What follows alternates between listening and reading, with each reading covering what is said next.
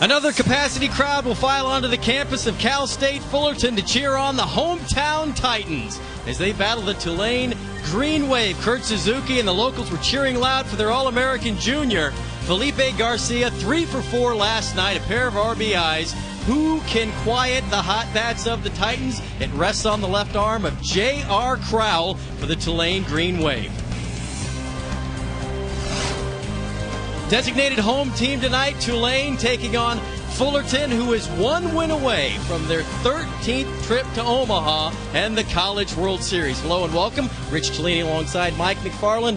George Horton, the head coach of Fullerton. You wouldn't expect him to change them up in the lineup, but there are a few subtle differences. Especially after the night they had last night, but they're switching positions at catcher and first base. Suzuki now goes to first base. Piliteri comes out and becomes the catcher for Ricky Romano. This is a ball club last night showed how opportunistic they are. Every extra out that they were given, they took full advantage of it. A huge 5th inning where they sent 8 straight batters reach base. Up and down the lineup, they have guys that can get the job done, whether they need to move a runner over, get him in with less than 2 outs. This team swung the bat exceptionally well last night. 8 of the 9 starters in that Fullerton lineup had 2 hits last night. Junior Crowell, well, the sophomore, he 3.33 earned run average. That's the best on the team, and he will need a command performance tonight. Try to quiet Fullerton, who was as impressive last night with the bats as we have seen at any point throughout this season. And we begin with the young man who started off the game last night with a double. Justin Turner, 2 for 5, does a lot of things well in the leadoff spot. He most certainly does, and more importantly, he's not afraid to see a lot of pitches. And something over the course of the night that we're going to talk about is how this Cal State Fullerton ball club is not afraid to hit with 2 strikes. Very, very good with 2 strikes. Flick a lot of pitches off until the pitcher makes a mistake, then they make them pay for it.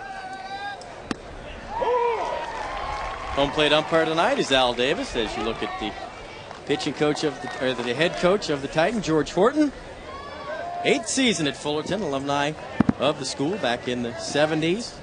Also lettered with the Titans, was a member of that team that reached their first World Series back in 75. Well, the Titans are facing a crafty left-hander in J.R. Crowell. You're not going to see him light up the radar gun, almost Jamie Moyer-ish in his approach. And Zella deep in the hole. He has a strong arm and displays it. 1 out in the top of the first. 2 very good lefties going tonight with Ricky Romero for the Titans and J.R. Crowell. Romero allegedly has the best stuff on the staff, and it'll be hard to duplicate the outing of Jason Windsor last night, but J.R. Crowell is one of those crafty guys that can get a good fastball hitting team like the Titans off balance. Second consecutive left-hander thrown out there by Rick Jones in the Tulane Green Wave as Clark Hardman, the center fielder, stands in.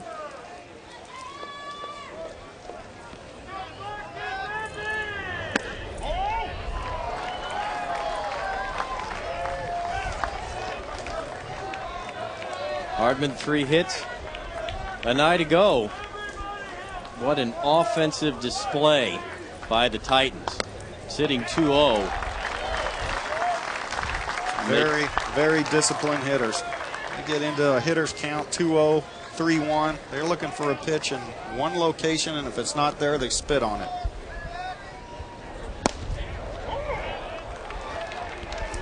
J.R. Crowell not afraid. Maybe he has 2 speeds, as the old line goes, slow and slower, and not afraid to start people off with his changeup. And hits this one up the middle. Diving Guidry, the second baseman, his first career start at second base in a nice backhand play, but unable to make a throw and cut down Hardman, so Fullerton with the runner on here early. Louisiana Leather, as he's known, cousin Louisiana Lightning, but chopper up the middle. Guidry, who was at third base last night, just has to knock it down. But again, certain situations where the Titans get something good happening and then they get to their studs. Clutch Kurt Suzuki, number 3. Perhaps the most accurate line on Suzuki is from the performance we saw last night. If he takes a strike on the first pitch, would be as good as advertised. Very much so. Not only offensively, but defensively behind the plate, bouncing all over. Dave Serrano, the pitching coach, calls the whole game, but he was impressed me with his receiving ability as well.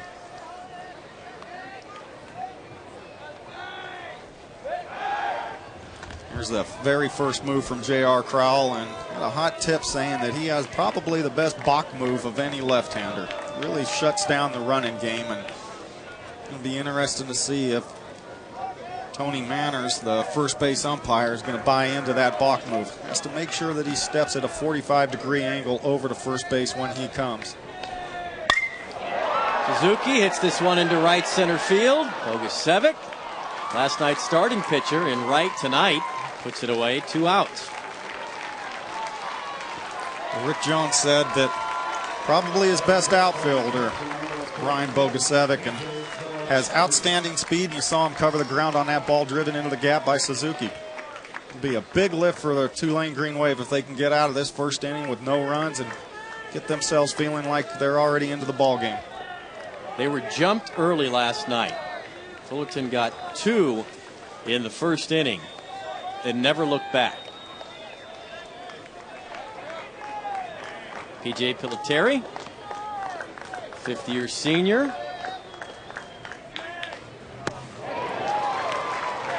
Misses the off speed. Good action on that changeup from Crowell.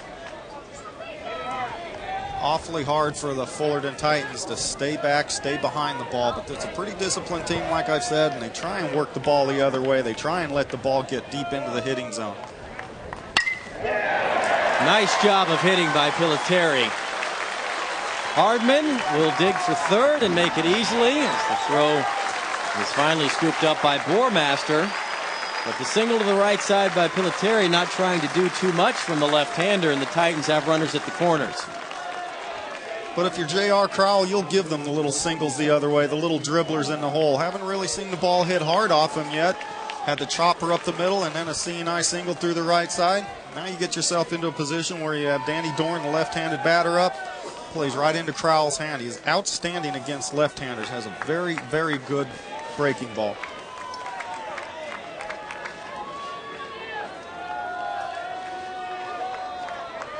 Dorn, the saddest kid at the party last night. A paltry 1 for 5.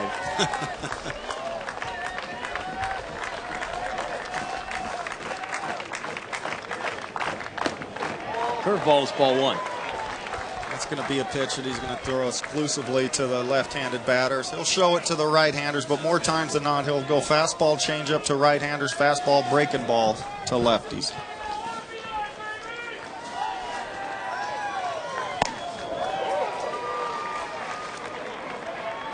One and one, 84 miles an hour on the fastball.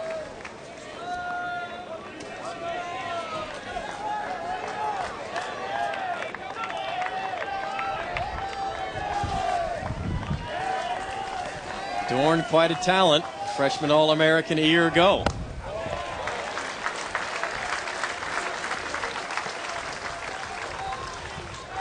Credit hitting coach Rick Vanderhook. These Titan players have an excellent eye at the plate. Very disciplined, very good in their approach to hitting.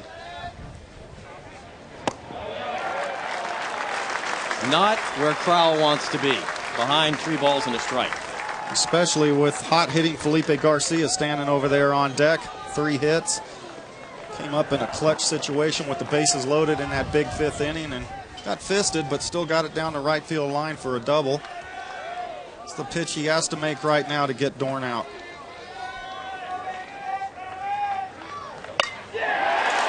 Instead, Dorn turns it around and loops it into center field, and the Titans are on the board first once again. Hardman comes in to score. 1-0 Fullerton. 3rd hit of the inning.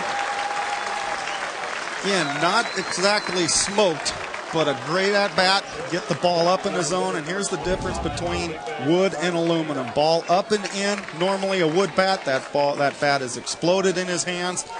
Aluminum, strong enough to get the ball over the infielder's head.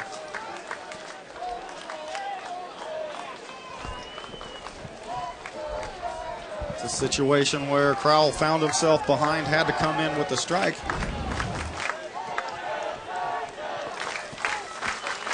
Felipe Garcia. Strike one. Dorn advances down to second. And Crowell, who is not afraid to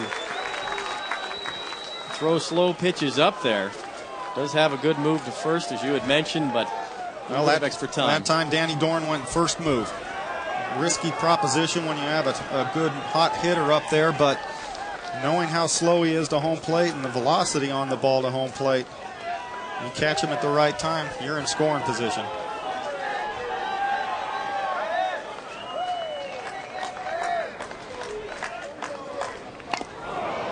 Garcia wanted that one. Yes, he did, but a good action on that changeup, sinking down and away. And Garcia, a little bit of a free swinger. Sometimes tries to do a little bit too much. They're just trying to get to calm him down in the batter's box a little bit. Just try and let him trust his hands and let the barrel get to the ball. Heading the count, no balls, 2 strikes.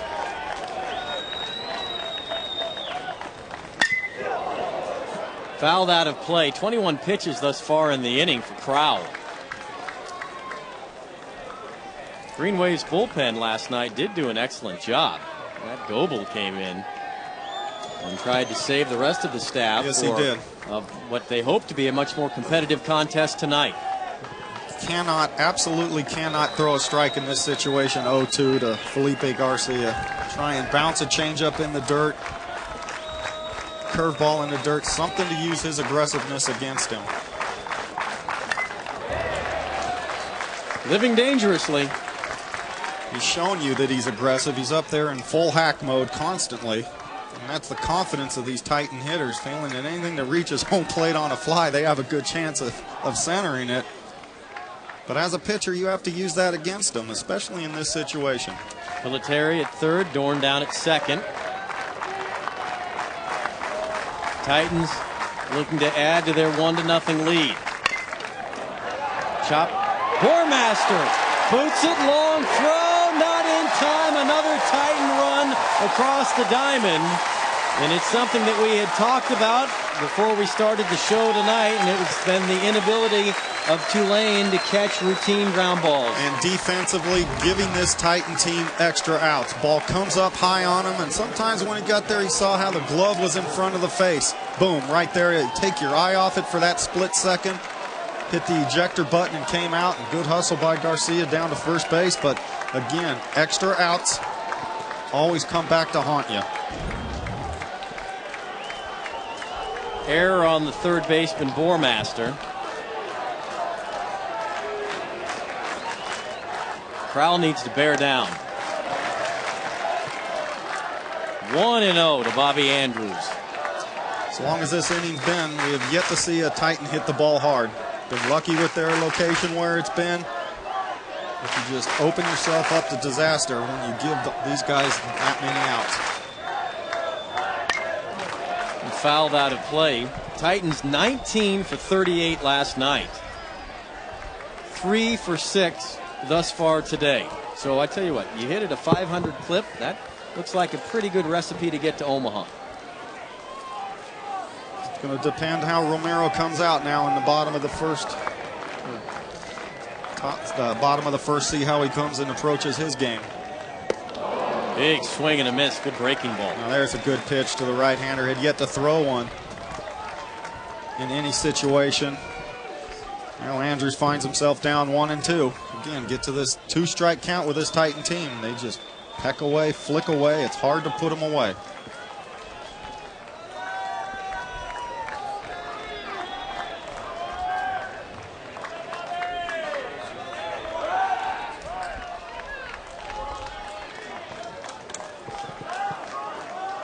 Andrews part of that big 5th inning last night with a big double in the left center field gap.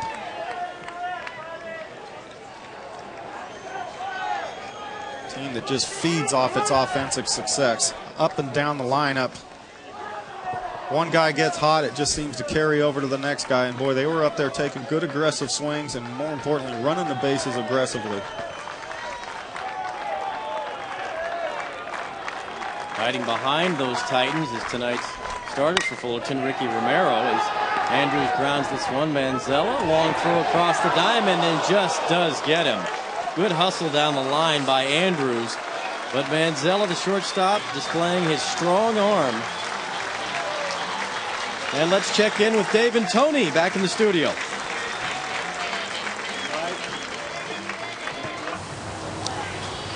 Welcome back to Fullerton, the hometown Titans, the designated visiting team here tonight, and they're on the board again early, 2-0 in Orange County. Tulane Green Waves lineup, and they're going to have to try to get some offense going, held scoreless last night. Well, a lot of that you can attribute to Jason Windsor, who was just absolutely dominant. But the heart of the order, Barquette and Bogusevic, they got to get it going. Bogusevic had a hit last night and looked pretty good at the plate area, but there it is with Barquette, Bogusevic, and catcher Greg Deeney. They got to start getting on base and, more importantly, driving the ball into gap. Well, the young man whose job it is to prevent that from happening is the sophomore Ricky Romero out of East Los Angeles, and the left-hander, as Mike had mentioned earlier, has excellent stuff as Nathan Southard leads off, and you can already tell from that first pitch a different approach from the Green Wave. Last night, I tell you what, they were 0-1 all night long, and they have to get ahead and try and put the ball in play early on. Ricky Romero, kid has an outstanding curveball and a good changeup to go with it. Got his personal catcher back there, P.J. Piliteri. Normal catcher, Kurt Suzuki. This is his automatic day off. Goes over there and plays a little bit of first base, but Piliteri also a very good catcher.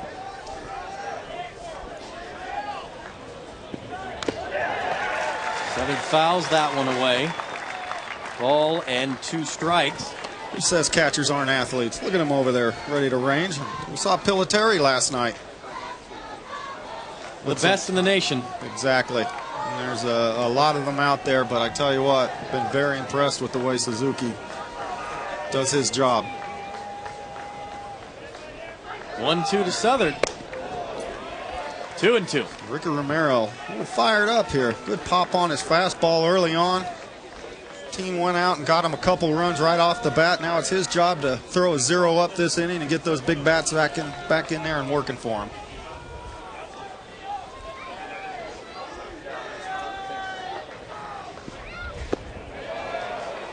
Good curveball, but it missed, and the count's full. Green Wave head coach Rick Jones, now his 11th season at the helm. Pretty decent numbers right there. Cool.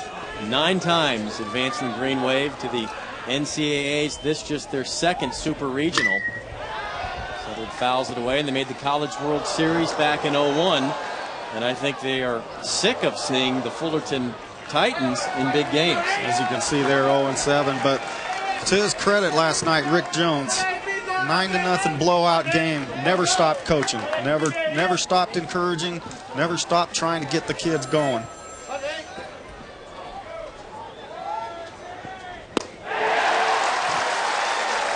Southern goes down. Big swing and a miss.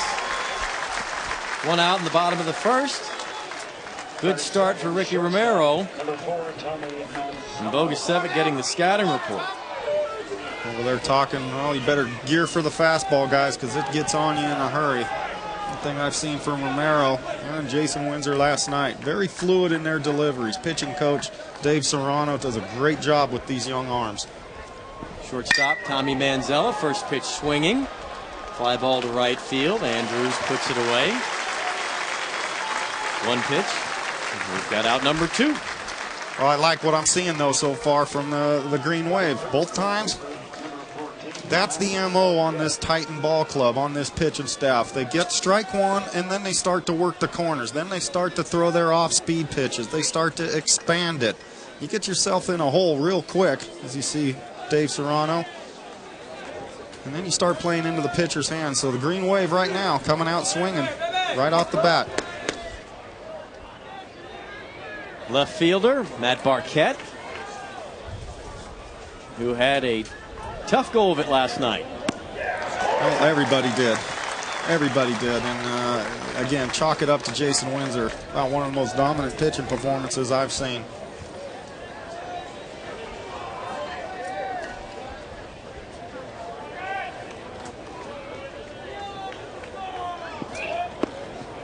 Romero misses inside.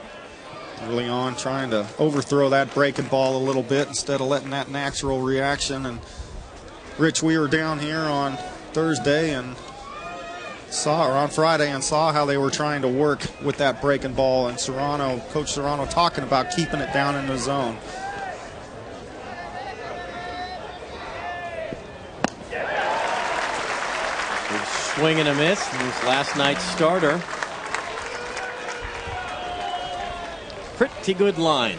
108 pitches, 5 hits, 0 stress all night long. It's about the 7th inning before the Green Wave got anybody into scoring position.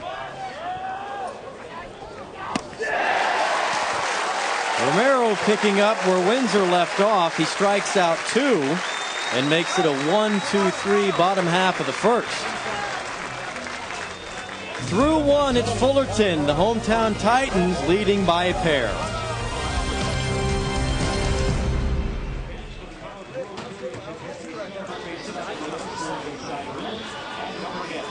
Ricky Romero did a nice job keeping Tulane off the board. Fullerton with the quick 2-0 lead. They lead the series 1-0. Back at last night. Well, last night was the story of the pitching, Jason Windsor, and the hitting early on of clutch Kurt Suzuki.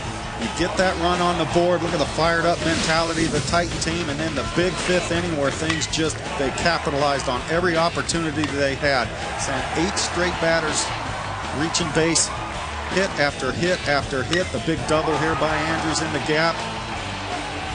They weren't getting cheated on their swings either. This is, like I talked about, this is a team that feeds off itself. They feel like they're getting on a roll. They really force the issue. Good job he has done, George Horton. Shortstop Neil Walton. Pair of singles last night. Played well in the field also.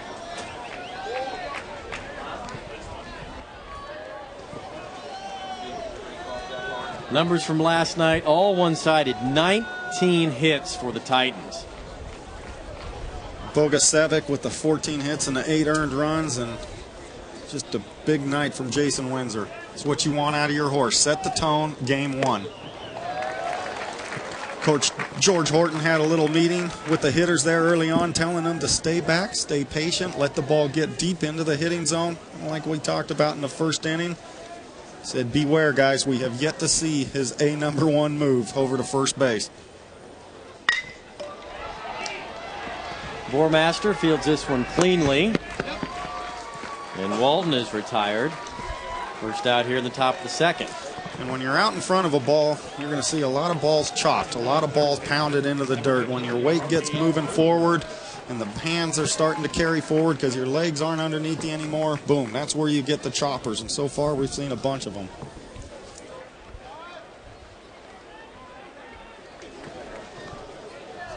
Ronnie Prettyman, third baseman. That's number 9 in the order. Crowell's first pitch is ball 1.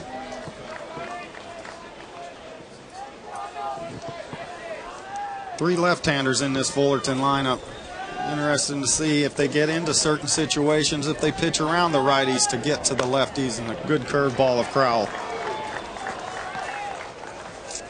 How difficult is it as a batter to face somebody in this, a big game, who mostly works with off speed? Well, you have to really force yourself to stay inside the ball. Another example of the high chopper.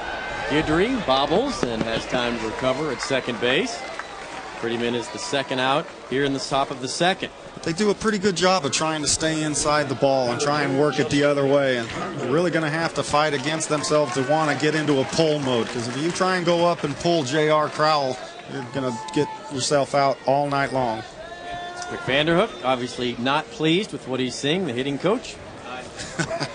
2 runs on the board, and he's hacked off right about now. Not too pleased with the approach so far, but give Crowell a little bit of credit, making some good pitches down in the zone this inning. Back to the top in the leadoff spot, Justin Turner.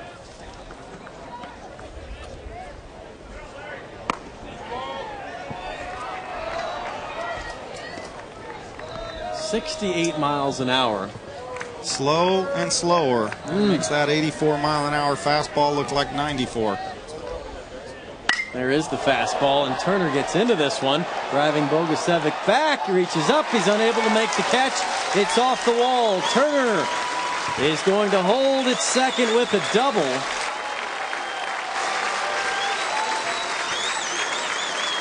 And Red is on base once again. Perfect example of letting the ball travel deep in the zone. 1-0 count, looking for a fastball.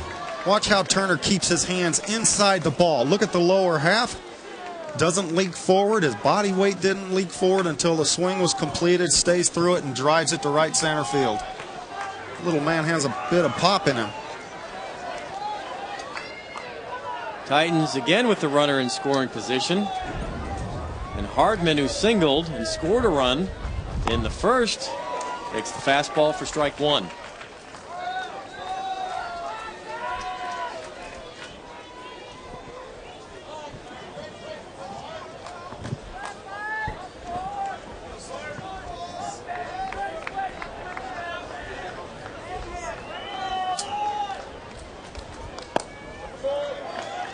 Just missed.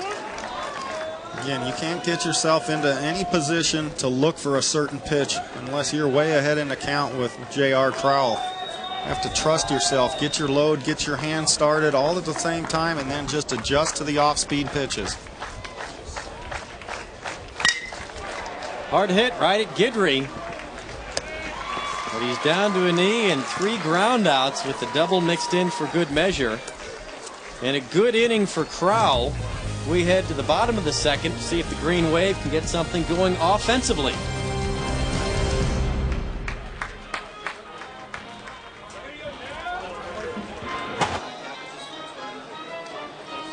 Two to nothing lead for Fullerton, but it has not been without help. Tulane, yet another early error.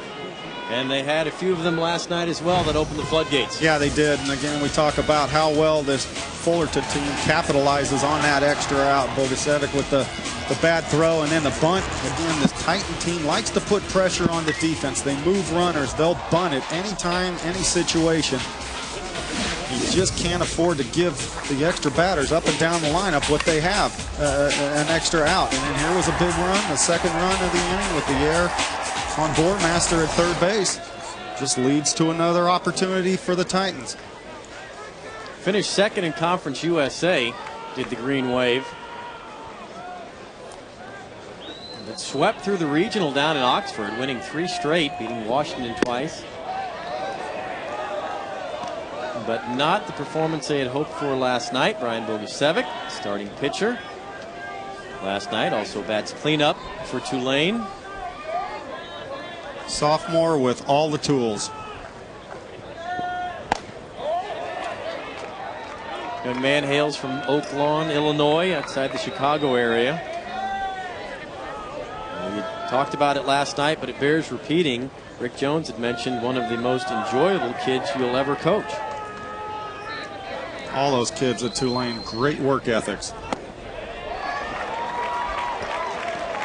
Romero dancing around Bogusevic. Behind in the count, 3 balls, no strikes. One of the few times we've seen a Titan pitcher behind anybody. First 3-0 count of this this series.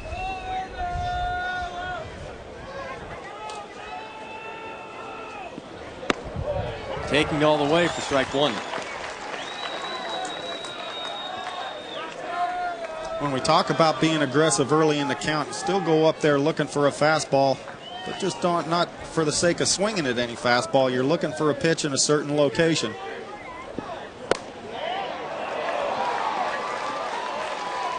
Tight zone early on from Al Davis. Ricky Romero saying, all right. Saw last night a perfect example of an umpire starting to work with a pitcher with Jason Windsor out there. Home plate umpire Tony Walsh was starting to expand the strike zone after the young man kept pounding strike after strike. Understand about this Tulane ball club, there are some decent hitters. Right here, Greg Deeney, the catcher, transfer from Miami, has the power as well. And there's ball one. Good eye by Bogusevic. First free pass given by the Titans, and now Piliteri and Romero will discuss what's happening. George Horton looking on. trying to calm him down a little bit. Take a deep breath. Get you back to your good fundamentals. Sometimes Ricky Romero can try and overthrow a little bit, like all young pitchers, and try and do a little bit too much instead of just relying on the location rather than the velocity of the pitch.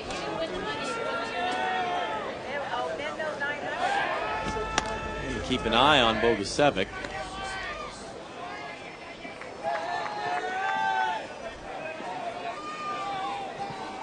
Ryan does have 9 steals on the year.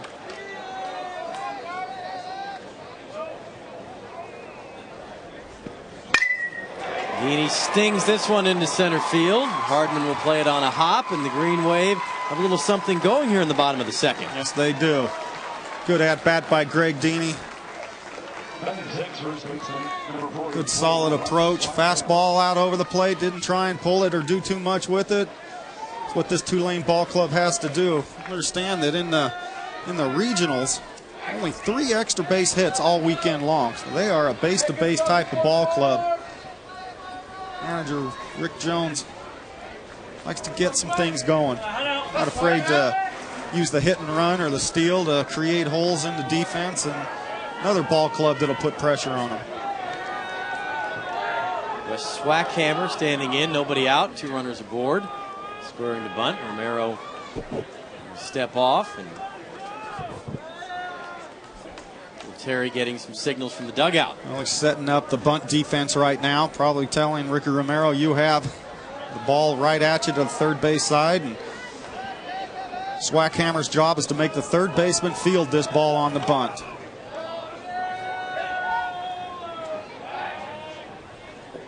Inside move to make sure Swackhammer wasn't going to pull it back and swing away.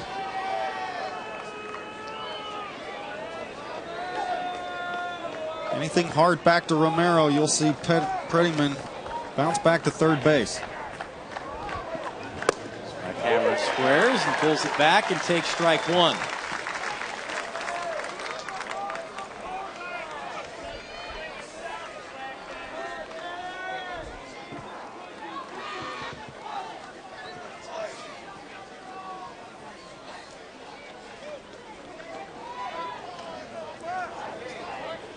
Squares again. Romero. And this one gets by Piloteri, so the job will be done. Both runners advancing, and the Titans do not get an out, and Swackhammer can swing the bat. Yes, he can, and now you get a situation to get a ground ball to the right side and get a run. Going to score that, a pass ball. Sometimes as a catcher, when that batter squares around and puts the bat in front of you, this was just a situation where PJ get himself ready. Ball was low in the zone, didn't watch it all the way into his glove. Now Romero in a little bit of a bind. Curveball is strike 2. Beauty. Fullerton's going to concede the run on a ground ball anywhere on the infield. Get the run for an out.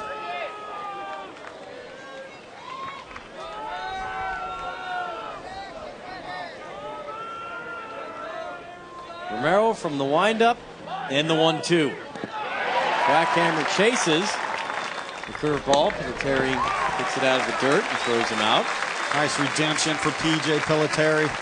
Ball in the dirt, made sure he cleared himself to the inside part of the bag. Suzuki with a good target down at first base. Big strikeout. 3rd strikeout on the night for Romero. The designated hitter tonight is Scott Madden. A big pinch hit RBI in last Sunday's championship win over Washington.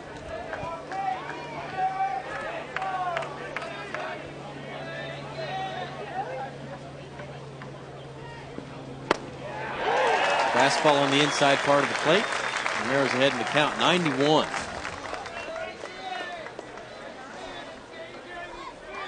Trying to tie the hitter up with fastballs inside, trying to jam him, get some type of little pop-up on the infield.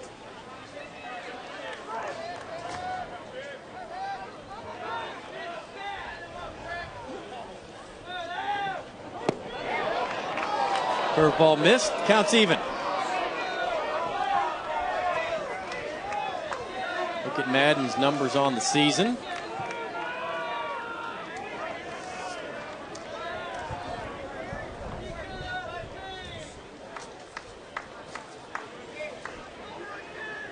Local product from down in Louisiana. Fly ball to right field. Andrews coming on, tagging at third is Bogusevic, and he will score the first run of this series for Tulane, and they have to be feeling pretty good about themselves as they cut the lead in half, 2-1. Exactly right. First run, good at bat by Scott Madden. Fastball up out over the plate. Productive hitting with that runner on third. All set up by the pass ball from Piliteri, but Romero doing his job, minimizing the damage right now.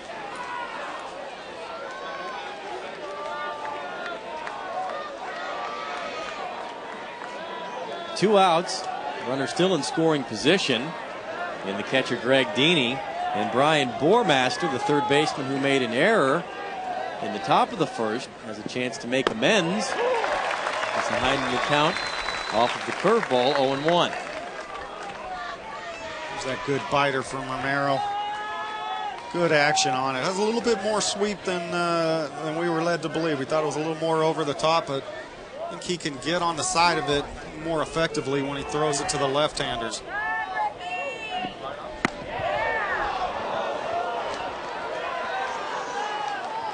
One and one.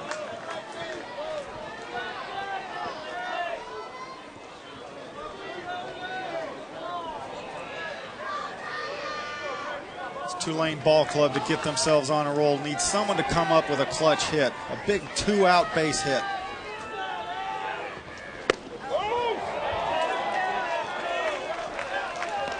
Two balls and a strike.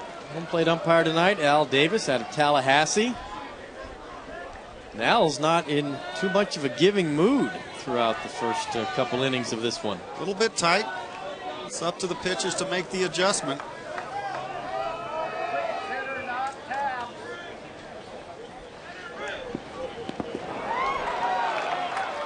Three and one.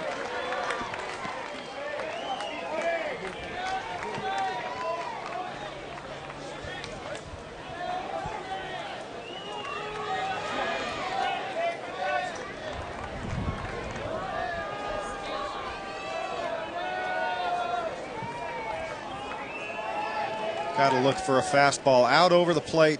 Start him early. Popped up the 3-1 pitch.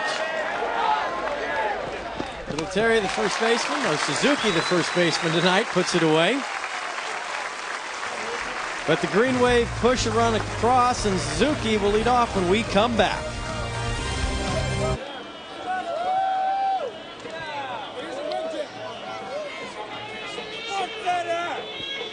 Two-to-one lead, Cal State Fullerton over Tulane. We're joined by Green Wave head coach Rick Jones. Has to feel good to get that first run on the board and playing more like the team that you expected to see. Yeah, you know, we had a good inning there. We'd like to have gotten a couple, but just to scratch and get back in this thing, because, you know, last night, obviously, we didn't generate any offense. So now it gives us an opportunity, and hopefully we can build on it. Hey, Cal State Fullerton, 2 runs, but didn't really hit the ball hard. You got to be happy with the way J.R. Crowell's changing speeds. Yeah, J.R.'s doing a good job so far. You just got to stay with that game plan. They're awfully talented offensively, but when J.R.'s on top of his game, he's tough on anybody, and you know, it looks like right now he's got a chance to be pretty good.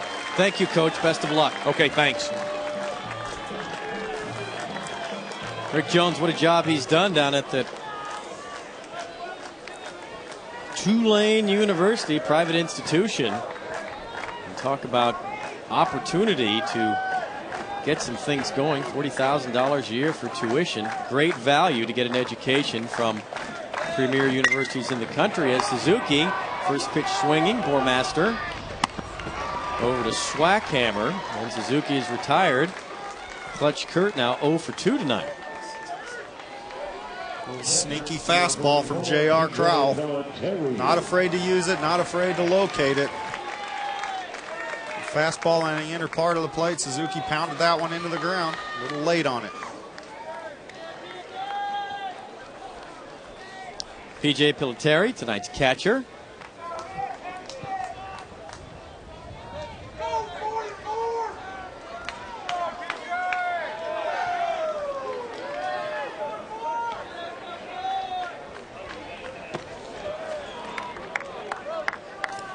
P.J. Piliteri, just an outstanding hitter as well. Gives great protection to Suzuki. His RBI numbers aren't where they should be, but when a guy in front of you is driven in 80-something. Well, that could add to his RBI numbers. This one is deep. It's over the head of Barquette. Thought Piliteri may have gotten into that one enough to send it over the left field wall, but it's another double for the Titans. Just in on the hands enough to get it over the head of Matt Barquette, but situation where Crowell got this changeup elevated up in the zone and take it back a little bit on the end, but still the strength in this Fullerton ball club. Jam shot strong enough to get it over the infielder's head. That time, end of the bat strong enough to get it over the outfielder's head. 18th double on the year for Piliteri. Danny Dorn first pitch swinging. Bounces it into the Titan dugout. Crowell has to be happy with the way he's throwing. Take that last pitch. That was the first ball that we've really seen hit hard by the Titans, but he likes the fact that the Titans are coming up there hacking. When you hack and you have the ability to throw the fastball, the curveball, and the changeup for strikes, gotta like the chances of keeping them off balance. Perfect example right there. First pitch was a fastball up and in that tied him up, and then the slow 12-6 curveball. You got him in the count 0-2.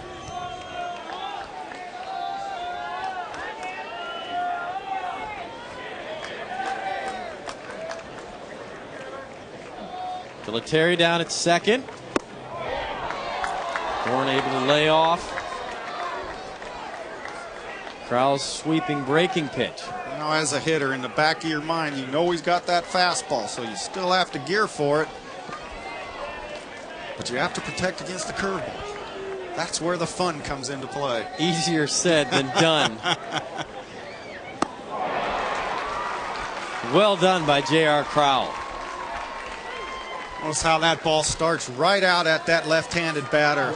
Good torque action going down and away.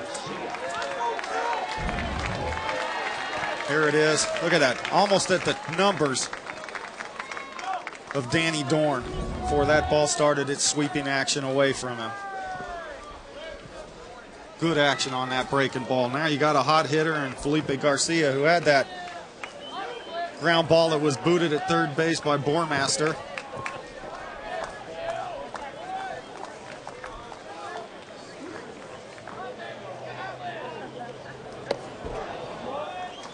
Greg Deeney bouncing all over back there.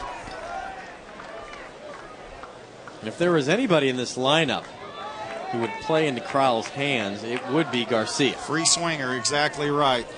Hit anything around the plate, Garcia has a real good chance of taking an aggressive hack at it. Just don't want to put one in his love zone.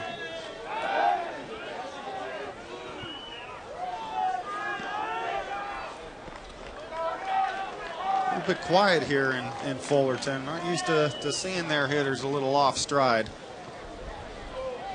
They were excited early. Since Crowell has calmed down, his defense has supported him. Pitched well. Good spot down and in. Throw the breaking ball up high, the fastball up high, and then sneak the ball down low.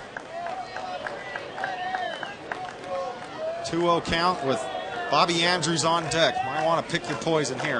Hard shot, fair ball down the left field line. Piliteri will come in and score the third Titan run on the night. Garcia with a big turn at second. He'll hold with an RBI double.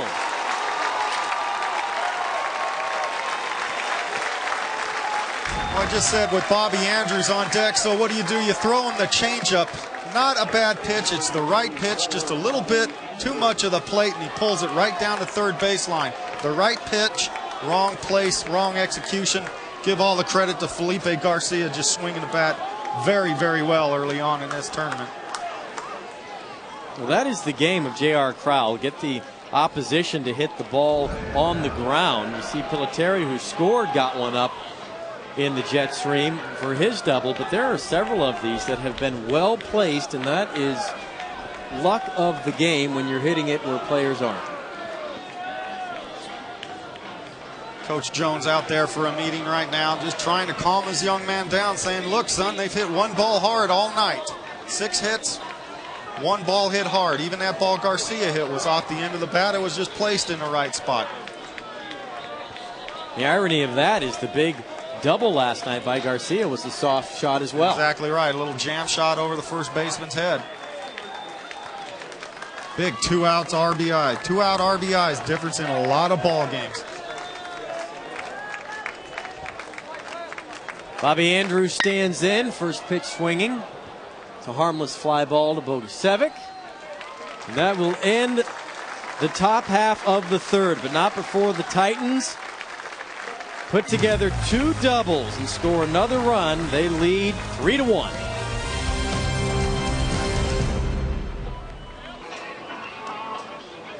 Welcome back. 2-run lead for the Titans, 3-1. Last night's ace getting some ice in the dugout. We're joined by the head coach, George Horton. Coach, what do you tell hitters when facing somebody like a J.R. Crowell where they can see the ball extremely well, but yet he's still tough to hit?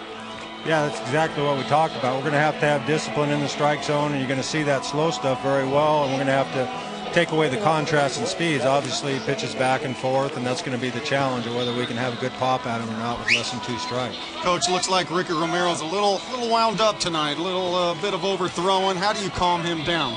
Well, you know, he's a young kid, and he's excited about this opportunity, and he's just going to have to get his body under control and throw the ball down the middle of the plate a little more often. Thank you, Coach. Best of luck. Thank you. 9-1-2 in the Green Wave order. Guidry then back to the top with Southard and Manzella. Guidry in the lineup last night at third base for his defensive prowess, but did a nice job with the bat, going 1 for 3 and solved the almost unsolvable puzzle throughout the first 6 innings of Jason Windsor. Tonight, his first career start at second base. Good cut on that.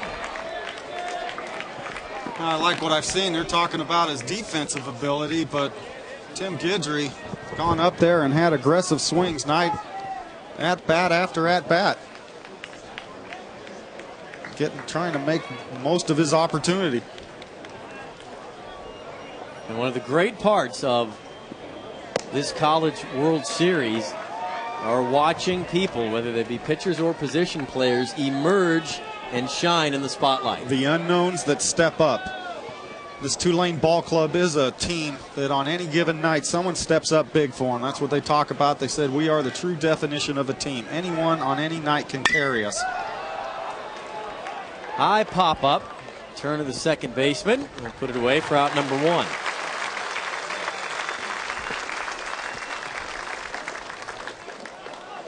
He and Suzuki sharing a light moment. Yeah, that's a catcher at first base. A catcher by nature wants no part of anything that is popped up.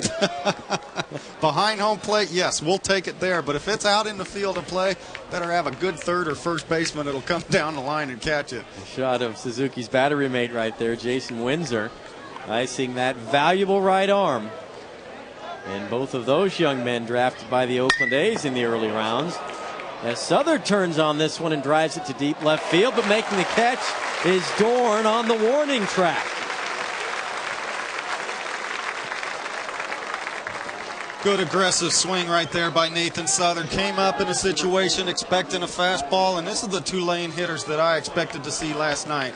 Aggressive on fastballs, but ball well struck. Danny Dorn, simple little drop step, and ran that one down easily.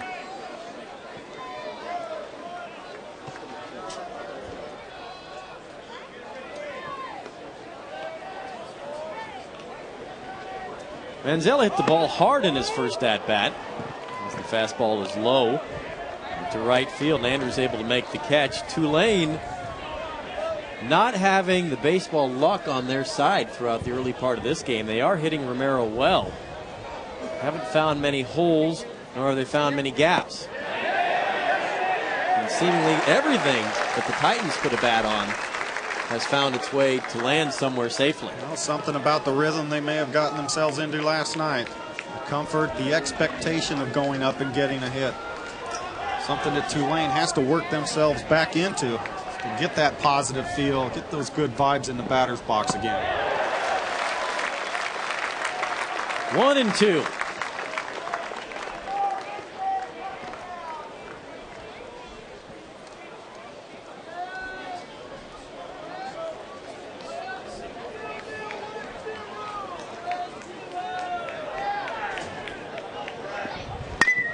Chop foul. Count holds. Goodwin Field on the campus of Cal State Fullerton. Titans up in the series 1-0. You have to like the looks of those Tulane uniforms. A pair of Pelicans on the bat. Obviously the one on the left a little bit heavier. Got the good Oakland A's white shoes going. Good location, 1-2 count. Down in the strike zone. Boy, we saw how fluid that Jason Windsor was last night. Now you're looking at almost a violent delivery, a maximum effort guy here in Ricky Romero. Count holds. Different styles, they come at you. They all have those mechanics. Just a fluid motion. On Friday, Ricky Romero threw probably about 30 pitches on his side bullpen. We got a chance to watch him, and the work ethic that you see in college baseball is just unparalleled. Everybody working so hard for the good of the team. Strikeout. Terry's going to have to do it the hard way and almost pulls Suzuki off the bag. Nifty footwork by the starting catcher.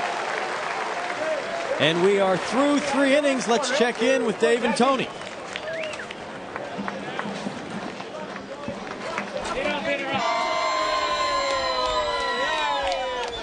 Boy, that's some tough luck. Oh, man. Can't do anything as a runner on third base in that situation. You're doubled off regardless. 49ers and Fullerton, each members of the Big West. Long Beach State, Cal State, Fullerton, as Walton hits a fly ball to right field. Bogusevic puts it away. And the other interesting tie-in between the two West Coast regionals, Tulane, a number 3 seed, and Arizona, a number 3 seed. I'll tell you, the ball club that the Green Wave have. See Bogusevic loosening that arm up. He threw a lot of pitches last night. Doesn't care. Put me in, coach. I'm ready. Let me do something tonight. Prettyman standing in. Tulane and Arizona, the only 3 or 4 seeds to advance to super regional play. Everybody else went according to Hoyle. And you, as a former big league catcher for 13 years, I'm sure know plenty of card games from my time around big league clubhouse. I tried to avoid the card games. Let's put it that way. The old saying about not knowing who the sucker is. Goodwin Field here on the campus of Fullerton. Rich Cellini, Mike McFarland. Glad you're along with us in a quick moving game, which is the antithesis of the game up at Long Beach State. Well, that ball game has been going. Started yesterday, didn't it? Well, it's that Still elimination going. game. Back-to-back darts on the outside corner by Crowell. Al Davis seeing the ball a little bit better. Great job of receiving by Greg Deeney, keeping that strike a strike. 2-2 to Prettyman. Interesting note on Prettyman. His father is the athletic director at Cal State Dominguez Hills, was actually a finalist for the Fullerton State job. So Ronnie, collegiate athletics, all in the family, and Prettyman, excellent job of hitting. That typifies the point you had made earlier, not trying to do too much with it. And 2 strikes again. Fastball on the outside corner, flicks it off to the left side to stay alive and then get a hanging breaking ball, single to right field. Look at this. Watch how he pauses, reads the ball, and then lets the hands go. Great job of keeping your lower half underneath you. Look at just flick of the wrist. Let the ball get to you, defensive posture. Not too many strikeouts. That'll get a smile right there from Coach Vanderhook. I think you either get a scowl, a scowl and spitting. I think that's how we'll have to gauge it, is how much he spits. And I think if he's just tight-lipped, then he approves. Vanderhook, longtime member, did take a couple years off the program when Bill Kernan was up at Cal State Northridge, but a Titan through and through, as are all of these coaches, all of whom attended and played in this program. This is a family affair, Cal State Fullerton baseball. Getting a pretty good look at Crowell's move. Still, we haven't seen as Coach Horton put, the #1 deluxe move that Crowell has. I think he's saving that one for when he's in a pinch. And Tulane picked off Prettyman last night. I don't think they'll be able to get him again. Ronnie being very conservative. It's a situation, runner on first and second, and Prettyman was over there at first base, and the first baseman backed in, and Bogusevic threw over there and caught him dead to right. And thwarted what had the feel of a big breakout inning. Prettyman goes. Deeney's throw, one hot by Guidry, but he slides in safely. Nice play by Guidry. Look at George Horton. Regardless of how good he thinks that move is, he picks a certain situation, steals it on a perfect throw from Greg Deeney. Get that team attacking, constantly moving, regardless of the situation. Look at first move. A little slide step by J.R. Crowell, giving Deeney a chance. Awfully close there at second base. Second baseman right there. Bang, bang. Not afraid to put the wheels in motion. Oh, they love to attack a defense. Now you're at the top of the order with an RBI situation. George Horton, the Big West Coach of the Year. Justin Turner, 1 for 2 tonight with the double.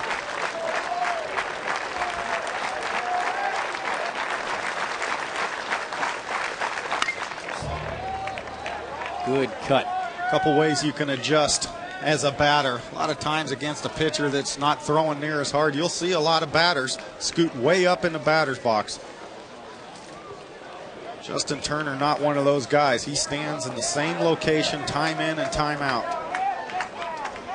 He does look very comfortable. Very comfortable, very deep in the box.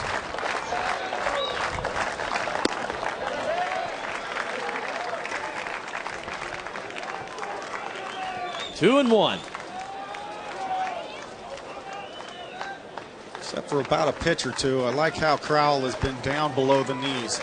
Seen a lot of ground balls, a lot of choppers, balls beat into the ground. He works down in the strike zone and changes speeds very well. Prettyman at second. Ground ball by Manzella. Prettyman with a single and a stolen base comes in to score a run. Fullerton manufacturing and stretches the lead out to 3. It's a 4-1 Titan lead. Unbelievable, this ball club. They can double you to death. They have guys with power, but more importantly, they have consistent contact hitters. Their two-strike approach, the base hit with 2 strikes by Prettyman. Now just a ball on the outside part of the plate, doesn't try and pull it, shoots it right up the middle for another run. 33rd run driven in for Turner. Prettyman crossing the plate, getting a high five from Suzuki. Clark Hardman the batter. He squares to bunt and takes it for ball 1. Still just 1 out here in the top of the 4th. Not an attempt to sacrifice, but trying to catch Brian Bormaster deep at third base down there, have a little drag bunt.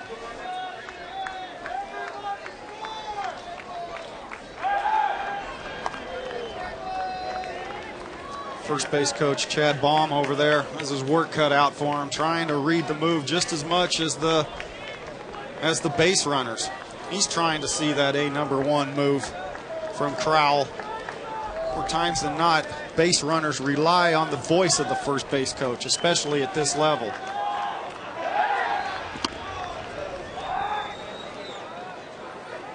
Crowell going to be a little bit more concerned. The runners down at first base. They have swiped 2 bags. Dorn stole 1 in the first. And Prettyman steals 1 here in the 4th. Comes home to score. Through the hole on the right side. Turner moves up 90 feet to second base. Hardman has his second single of the night. He's now 2 for 3. There's the benefit of having a runner on first base and that huge hole over there on the right side. For Clark Hardman, a left-handed batter. Just gets a ball out over the plate, go out there and hook it into that hole. Now you got Clutch Kurt to deal with. And the crowd can feel it. Start to see a little bit of movement down there in that Tulane bullpen. Can't afford to get yourself behind too far right now as Coach Rick Jones comes out to pay another visit this inning. Give his reliever a chance to try and get ahead. Fullerton leading in the series by a game, as you see on the screen. Matt Goebel, 16, did a wonderful job last night. They also have Daniel Latham, the freshman, who had been their closer. But when you're staring at elimination, I think you throw all of the roles out the window. I don't think you're going to see Matt Goebel. He threw an awful lot of pitches last night, but what we had talked about Latham, or they had mentioned Latham probably being the guy to come in.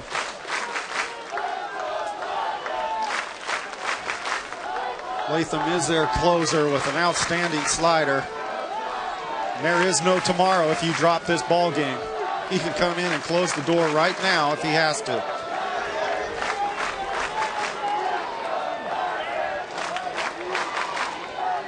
Kurt Suzuki, finalist for the Johnny Bench Award. Got things started last night with a triple. Fullerton continuing their dominance with the bats. And Clutch Kurt, what a season. Conference Player of the Year in the Big West.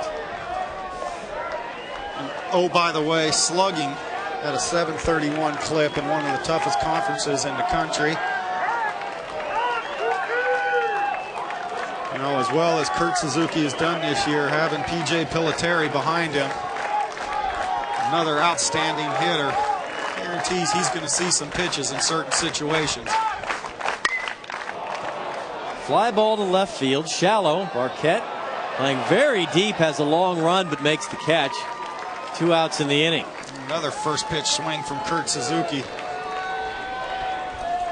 Patience is the key against Crowell. Suzuki has not been patient tonight, but P.J. Piliteri, who strides to the plate, has been. He's 2 for 2.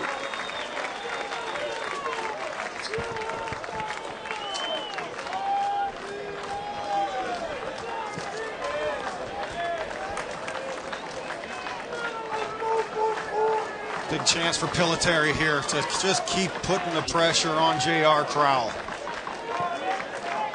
Tulane team can't fight back from too many runs down. Good aggressive swing. Boy, we try and be patient, but when they're seeing the ball as good as they are right now, they're getting the ball in the zone to their liking and they're putting an aggressive swing on it. Very rarely will you see this Titan team chase a lot of pitches out of the strike zone. They're not afraid to be aggressive on anything in there, whether it's early in the count or late. Early on, they're aggressive. Late, they're a little more disciplined, just trying to put the ball in play. Runner's bluff. Piliteri into center field. Southard, long run, and he just does make the catch. So the Titans threaten, but do not score. Let's check in with Dave and Tony back in the NCAA Championship studio.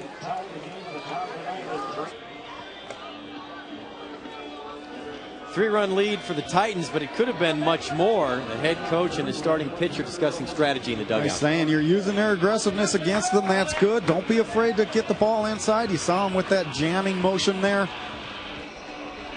You know, it was a great job of getting out of that situation when you had the 3-4 hitters coming up in Suzuki and Piliteri, and neither of them put a good swing on the ball.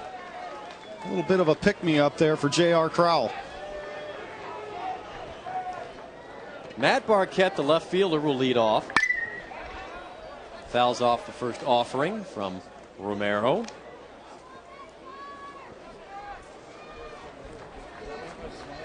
Not bad. He's been able to dance around things, giving up just 4 runs, but He needs a few more quick innings. Exactly right, and trying to get an inning where he's not pitching out of the stretch.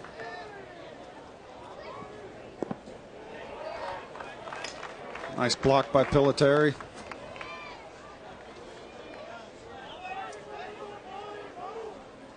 Tulane just needs to try and string a couple hits together. They had the walk to Bogusevic and the base hit by Dini. Only got one run out of that from a sacrifice fly by Scott Madden, but they need to get something going. They need to get themselves on a roll. 2 or 3 good quality at-bats, a couple balls driven in the gap. Get that feeling back in that dugout that, all right, boys, we're a little bit better. We're back to normal. Let's go out and take this ball game. Fouled straight back. The other part, it's that fine line, Mike, of being aggressive at the plate, but also realizing that home plate umpire Al Davis is calling it tight thus far, and the free pass was their ticket to their first run. Well, early on, I think the home plate umpire Al Davis was having a hard time with the sun and then the shadows and trying to see where the ball was ending up, and it's awfully hard early when the catchers are trying to pull the ball into the strike zone and all the framing that goes on in college. Just trying not to buy into the hype on the frames, but trying to see the ball the whole way. Now that you're in the shadows, the ball's in there the entire time. A little bit easier for him to see.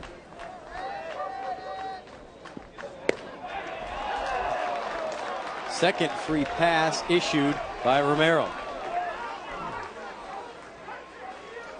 Monday night, the road to Omaha continues. 7 Eastern on ESPN2. Right back here, Tulane and Cal State Fullerton. Catch additional Super Regional action throughout the week, and it's Monday night. Tulane, Cal State Fullerton, if necessary, 7 o'clock Eastern time here on ESPN2. Now, Ricky Romero needs to stay in his zone. Looking for a lot of those close pitches. Not getting them right now, but can't go up there and start grooving balls right down the middle of the plate. As Coach Horton was talking about, needs to stick to his game plan.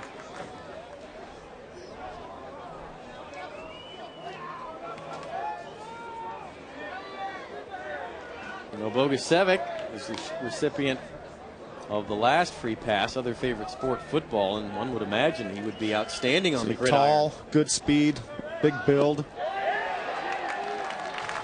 Unable to get the bunt down. Now no balls, 2 strikes. He got Bogusevic walked in the second, so no official at bat on this one, and did score.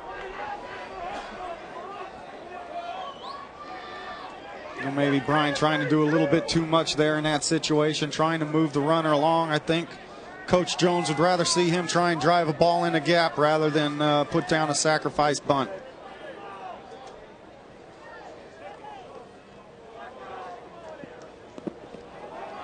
There's the one you had talked about, bouncing one in the dirt, trying to get the batter to chase it.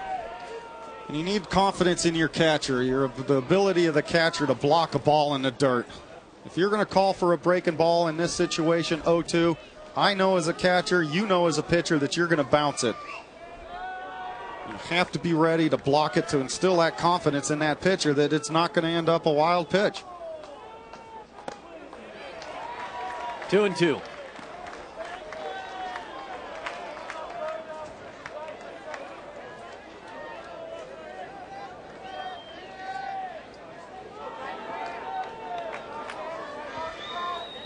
The pitch to make right now for Romero.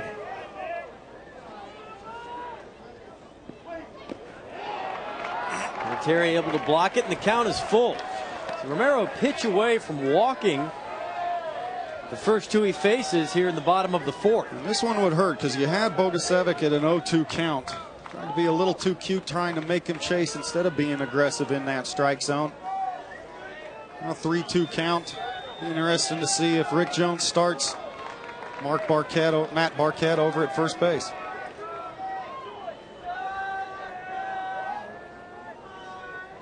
Runner does go. Outside, high throw into center field, and that's going to allow Barquette to move up to third as Bogusevic gets a walk and a mental error by Piliteri. Yes, it was. No need to throw, especially as a catcher. You hear the umpire say ball 4. That pitch was obviously out of the zone. Next thing you know, I don't know what he was thinking or trying to do here, but that ball's a foot outside.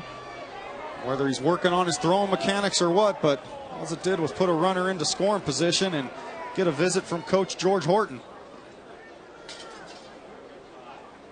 Interesting to see if this continues back there with Piliteri, if towards the end of the game you do put Suzuki back there if you have the lead. Put your closer as a catcher back in there. Dave Serrano, out there paying a visit. First error by the Titans in the last 45 innings. You wouldn't expect it on a play such as that.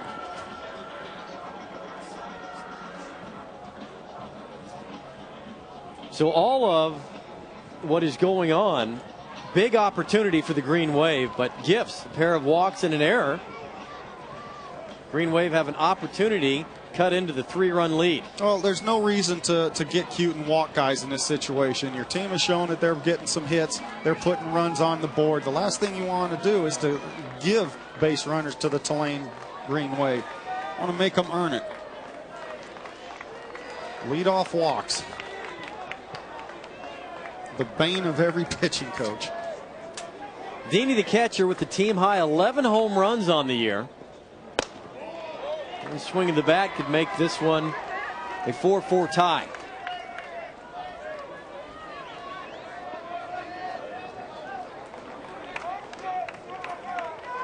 This is a situation. Try and stay out of the double play. Yes, you'll get a run. This is where you need a ball in the gap. 2-0. Barquette down at third. Bogusevic at first, each reaching via the free pass. Starting to get a little bit of stirring down in that Titan bullpen.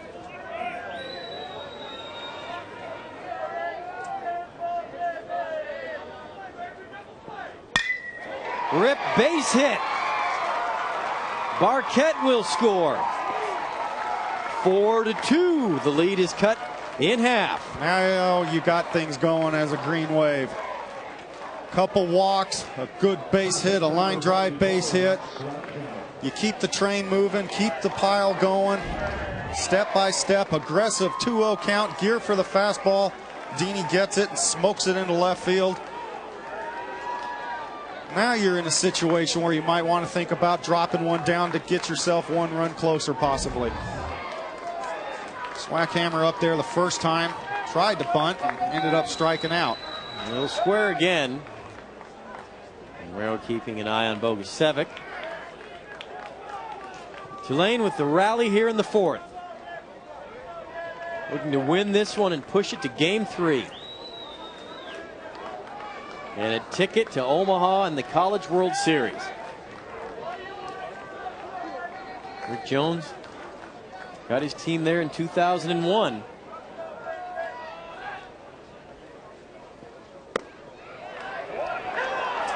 One and 0. The partisan crowd wanting Al Davis to start getting a little bit better with that strike zone. Certainly not going to happen now with Romero being wild in this inning.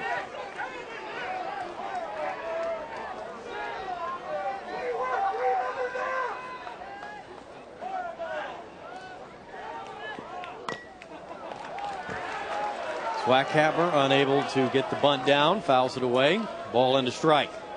One of those disciplines that you take for granted during batting practice, pregame batting practice, even at the major league level. Just get out there, 2 bunts, okay. Let me just get this over with so I can go to swinging. Well, here's the opportunity for Wes Swackhammer to get the job done. Squares again.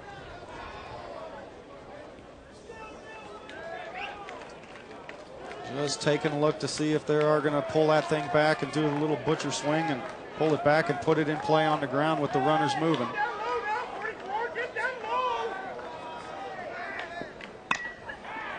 Bunts third base side. Romero fields and throws to Turner. Nice execution by Swackhammer. It's exactly what this ball club needed.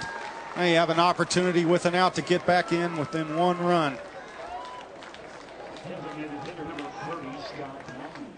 Job accomplished, and it'll be up to Madden to try to close the gap. A good at bat, his first time up with the sacrifice fly. Similar situation here. Fullerton will give the run up for an out. Romero going out of the windup.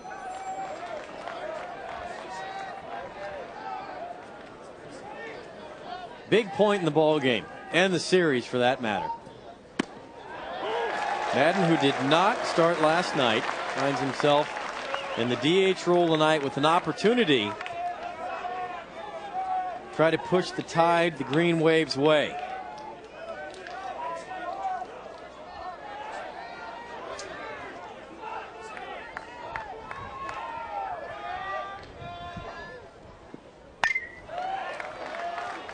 Behind in the count, no balls, 2 strikes. This is how we started with Barquette. 0-2 count, ended up walking him. See if pitching coach Dave Serrano goes about it in a different way with his pitch calling right now. Madden sacrifice fly and an RBI in his first at bat. Curveball hit toward the shortstop, diving by Walton and into center field. 1 run is in. Here's the throw to the plate, sliding, and out at the plate is Deeney.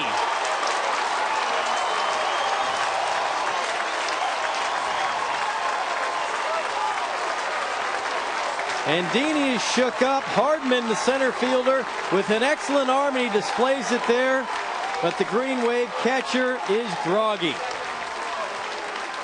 The situation of sliding in head first into the shin guard is going to be interesting to see the replay here. The throw was high, but Piliteri was just sitting on top of home plate. Clark Hardman with an outstanding throw. Great piece of hitting. Up the middle, the big dive, and then the ball through. Hardman comes up and puts it on a line to catcher. Does Deeney get his hand in there? Yes, he does. And boy, he paid for it. This is where you talk about the dangers of sliding in head first and chewing on some shin guards. A situation where Deeney has to look at that left shoulder. It's a dangerous, dangerous play, sliding in face first. What a huge defensive throw from Clark Hardman. Warmaster turns and hits it deep, but foul down the left field line. It'll be interesting to see how Greg Deeney's feeling in there right now. Look at that hand right on top of home plate before Piliteri can get the glove down on the tag. Umpire Al Davis was in the right position. There's Deeney wearing the effects of it. A little groggy is right. Hughes, Walton, Suzuki, and the Titans get a break. 4 innings in the books. Tulane trailing 4-3.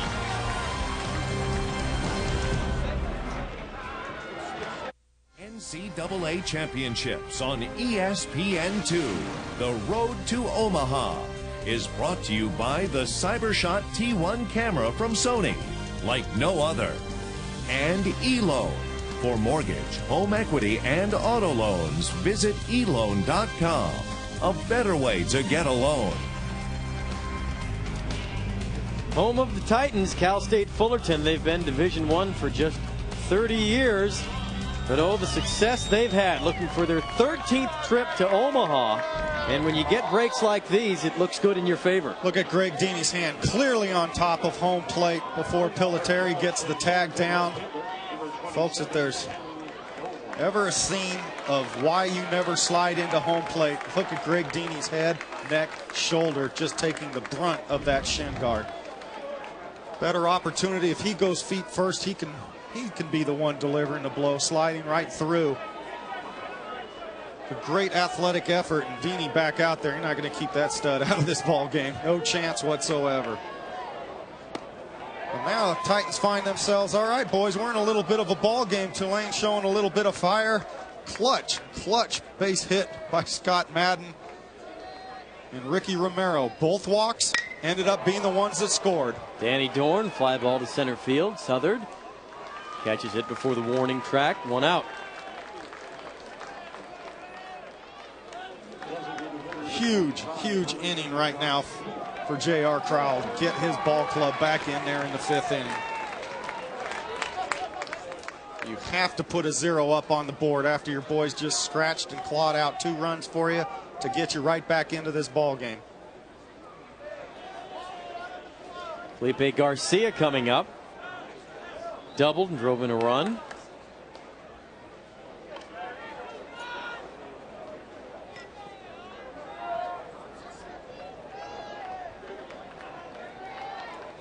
Titans still as a team batting over 300.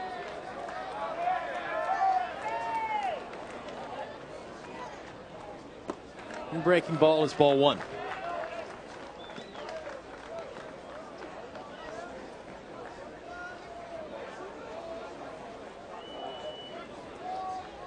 Different story than last night, Mike. Fullerton out in front early, but Tulane battling. The hits are still there. 9 hits through 4 innings, but haven't been the gappers and the hits that have been strung together like they were last night. Crowell pitching himself out of a couple jams. Long way to go in this ball game. Good change up. Again, Garcia, I will not get cheated. The fans here sporting that Titan orange, not quite sure what to make of it after the rout last night. Had all sorts of fun taunting the visitors from New Orleans, sitting a bit on their hands tonight. Now there's a reason Tulane is out here. They're a very good ball club. Garcia goes down looking. Second strikeout on the night for Crowell. And you can sense some confidence by the young man on the mound, and one part of the team does feed off the other. And early on we saw Rick Jones talking about pounding that ball on the inner half. Tie these big Titan hitters up, with jamming them with the fastballs inside, and gets Garcia looking on one on the inside corner. Bobby Andrews with 2 out. Takes strike 1. Throwing a lot of strikes now, a lot of confidence from JR.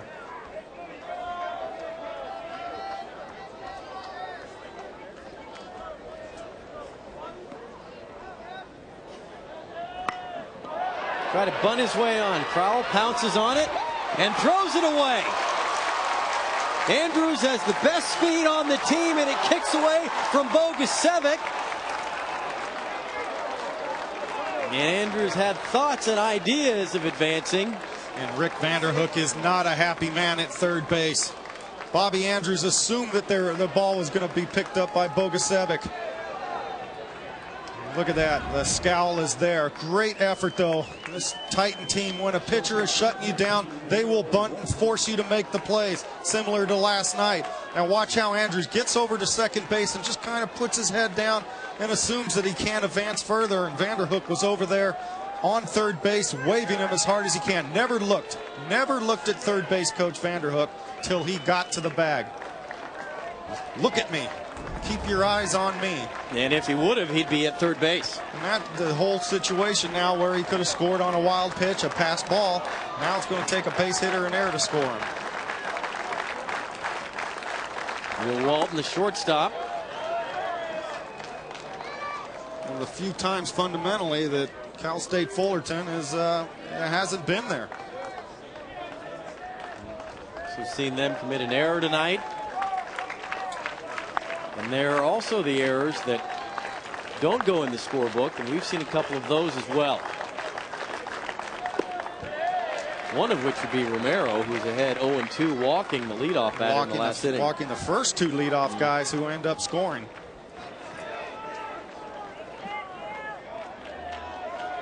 Green Wave battling out west.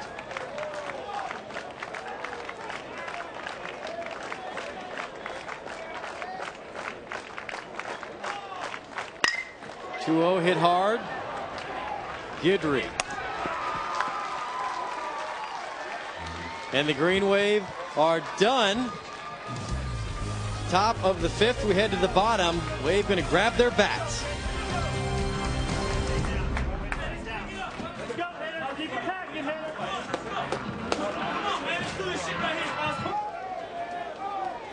Bonus baseball in Long Beach. Safe to say nobody wants to go home as they're in pivotal game 3.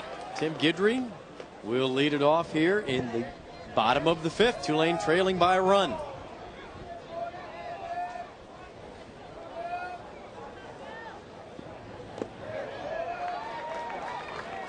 Great job last inning by J.R. Crowell to get his team out of there with no run scored. And after his error, move Bobby Andrews to second base. See if this Tulane ball club can keep putting the pressure on Ricky Romero. Fly ball right field.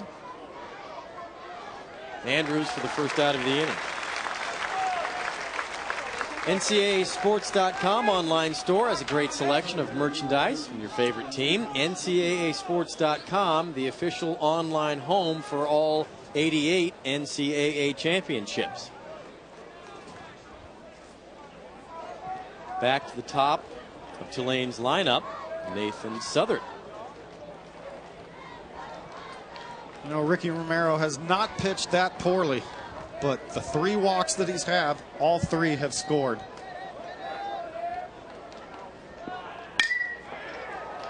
Southern puts a charge in 1.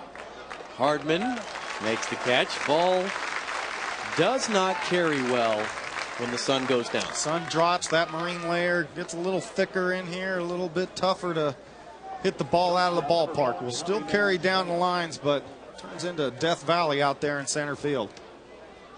Fullerton here in Orange County, the greater Los Angeles area. About what you would picture or expect when one would talk about perfect weather for baseball. Kind of a tough recruiting tool, you think? Oh, my. In fact, nobody has hit a home run yet in this series.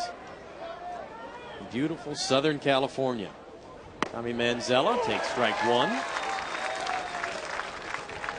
But a few have come close.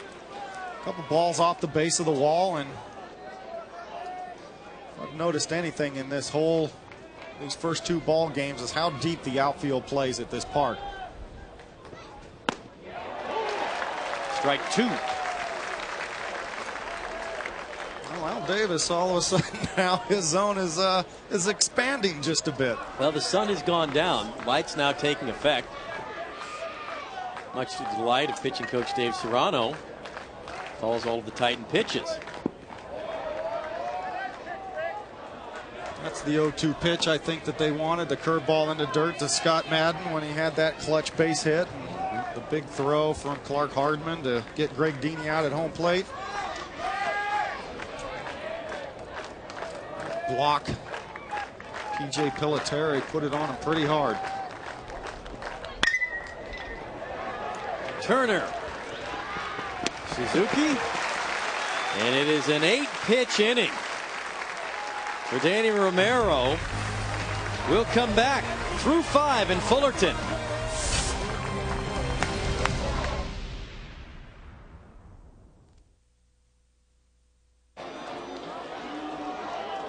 Dusk in Southern California. Fullerton leading Tulane 4-3 here in this Super Regional, top of the 6th. This one moving along at a brisk pace.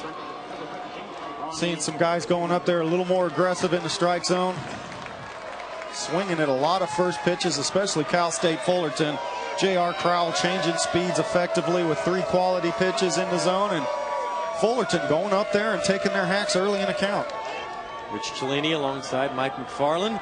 J.R. Crowell set to begin his 6th inning of work.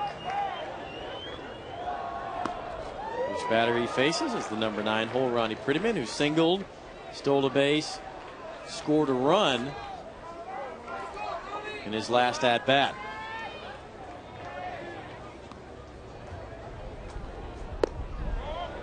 And small game becoming more prominent. Well, worked the last time for them with Bobby Andrews dropping down a bunt. And this is a ball club that isn't afraid to pound with anybody, slug with anybody, and you know what? One need be, get a bunt down with anybody. Prettyman then back to the top. Turner and Hardman. 9-1-2 in the visitors' half of the 6th. Fullerton, the designated visiting team tonight. One of the few times we've seen Crowell behind in a hitter 3-ball count. It's nice to have a leadoff hitter hitting in the 9-hole for you, and that's what Ronnie Prettyman is.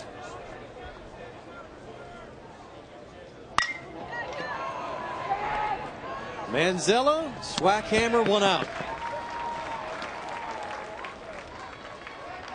Lots of ground balls. That is Crowell's game. Has to be.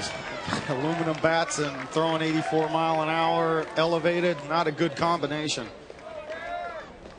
Gutty performance.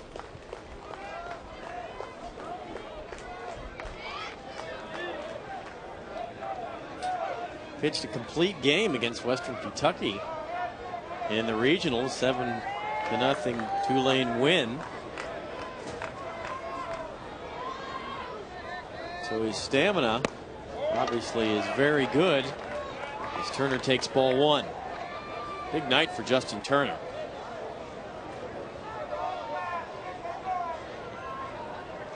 Double and a single. So the strike. Confidence to throw that changeup anytime in the count.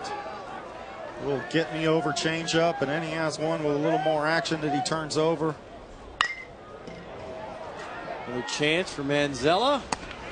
Good quick hands. Pair of 6 threes in the book. 2 outs in the top of the 6th. Center fielder, number 4, Clark Hardman.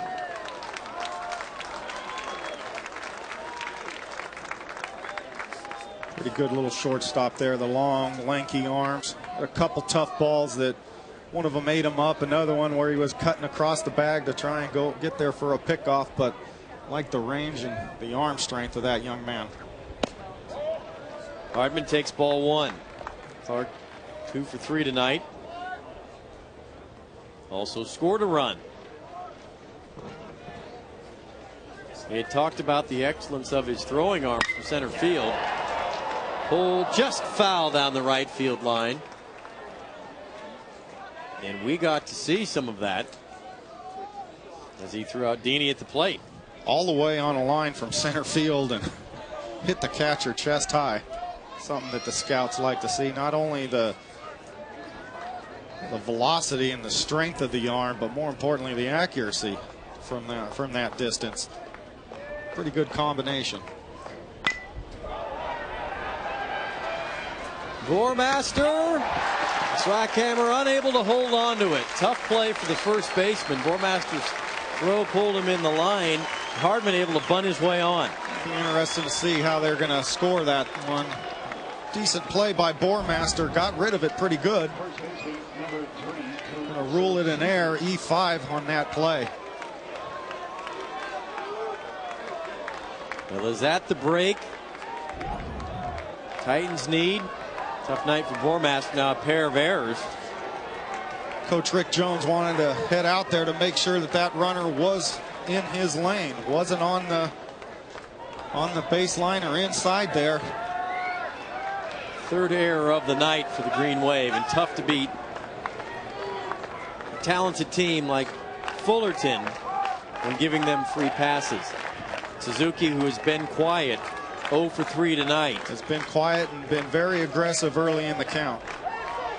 Last 2 times up, swung at the first pitch that he's seen.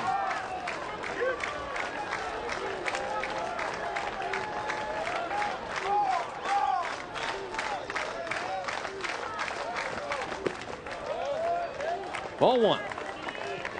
Clutch Kurt.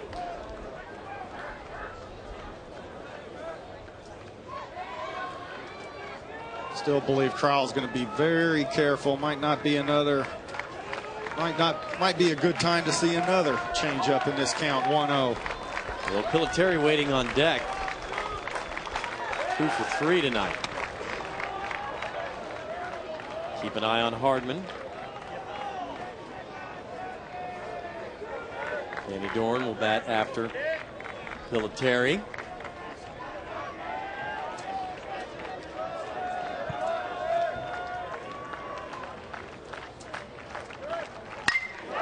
Suzuki drive to left field. Does it have enough elevation? Yes!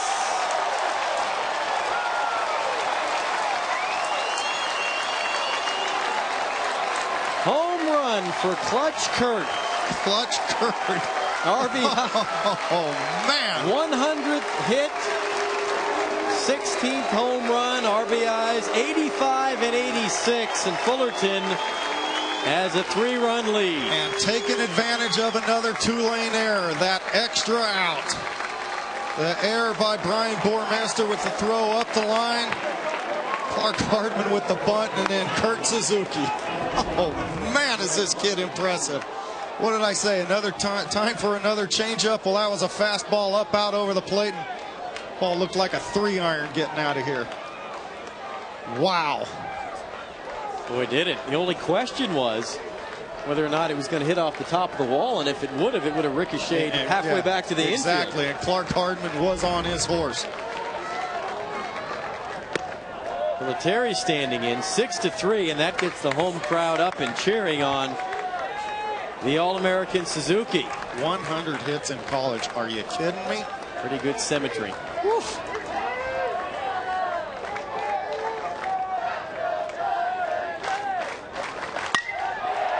Now Piliteri getting into the act. What were you saying about the night air and now the ball doesn't carry? I don't care if it was the deepest fog layer they've seen here. That ball would have been out. Certain guys rise to the situation regardless of the game, whether it's the first one of the year or trying to get to the College World Series. In the 6th inning that started off so harmlessly, Pettyman ground ball out to shortstop. Turner did the same thing. And then the throwing error by Bormaster opened everything up.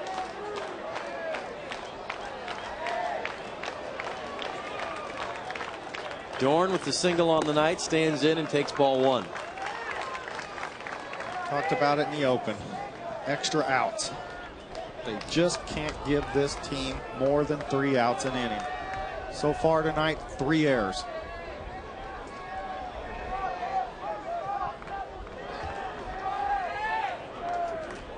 Rowles 1-0. 2-0. Delayed steal by Piliteri, and he'll be the 3rd out of the inning. So caught stealing, but not before an error and a home run, a 2-run home run by Kurt Suzuki. Makes it 6-3. Fullerton stretches out the lead. We head to the bottom of the 6th in Fullerton.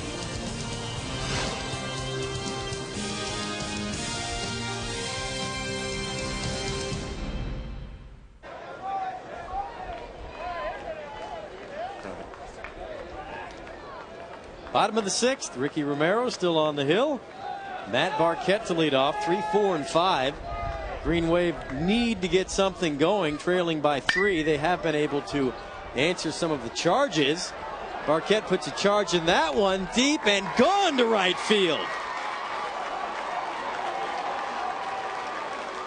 There's your answer. Well, that'll get you going. Matt Barquette gets a first pitch fastball up out over the plate.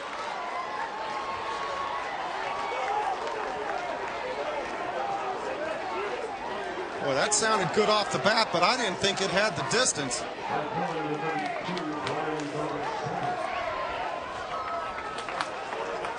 Good power by Barquette going the opposite way.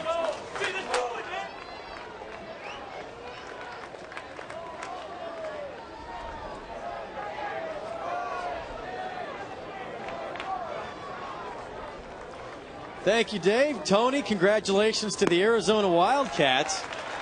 We've got a wild one going here in Southern California as well. 6-4, Fullerton with the lead. We are in Fullerton, the designated visiting team tonight. Tulane battling back, home run by Matt Barquette to lead off the 6th. And Bogusevic, high chopper, be a tough play for Suzuki. Just does get him. Well, that is a tough play for Kurt Suzuki, whether to come and get the big hop, but Romero doing a good job of getting over there and covering first base. Well, in the top of the 6th inning, Kurt Suzuki had the big offensive play with the 2-run homer. Romero, just a little bit of hesitation, and that almost caught him. That was awfully close. Again, Tulane has yet to get the benefit of a call in any situation, especially in tonight's ball game. Finalist for the Johnny Bench Award playing first base tonight, as Romero on the mound has his own personal catcher, P.J. Piliteri. Greg Deeney, the opposing catcher, who looks like a baseball player should at the end of a game. Well, he had the head first slide at home plate and starting to feel pretty good up there, seeing it well. Walton with the play at shortstop, 2 outs. Right now, something different that we didn't see last night is Cal State Fullerton putting up runs, but Tulane has been answering them. Ricky Romero early on with 3 early walks, all 3 of them scoring. And then Matt Barquette, good sign for Tulane to see him get on there with the opposite field home run this inning to bring him back within 2. Well, this is the team that Rick Jones, Tulane head coach, had talked about and felt that he had coming in here. Okay to be in the underdog role, but knew they would battle. Exactly right. Never quit. Even last night during that blowout, we talked about it earlier, how that, was still instructing, still encouraging and coaching. Never give up. You never know what can happen, especially in the college ranks. 1-0 to Swackhammer. 1-1. Fullerton leading the series. 1 game to none. And Tulane, they've seen enough of Fullerton. 0-7 all time, and many of those have been either in regionals, super regionals, or the College World Series. They got to be telling themselves they're due at some point. They're due to break through. That's got to be your rally cry.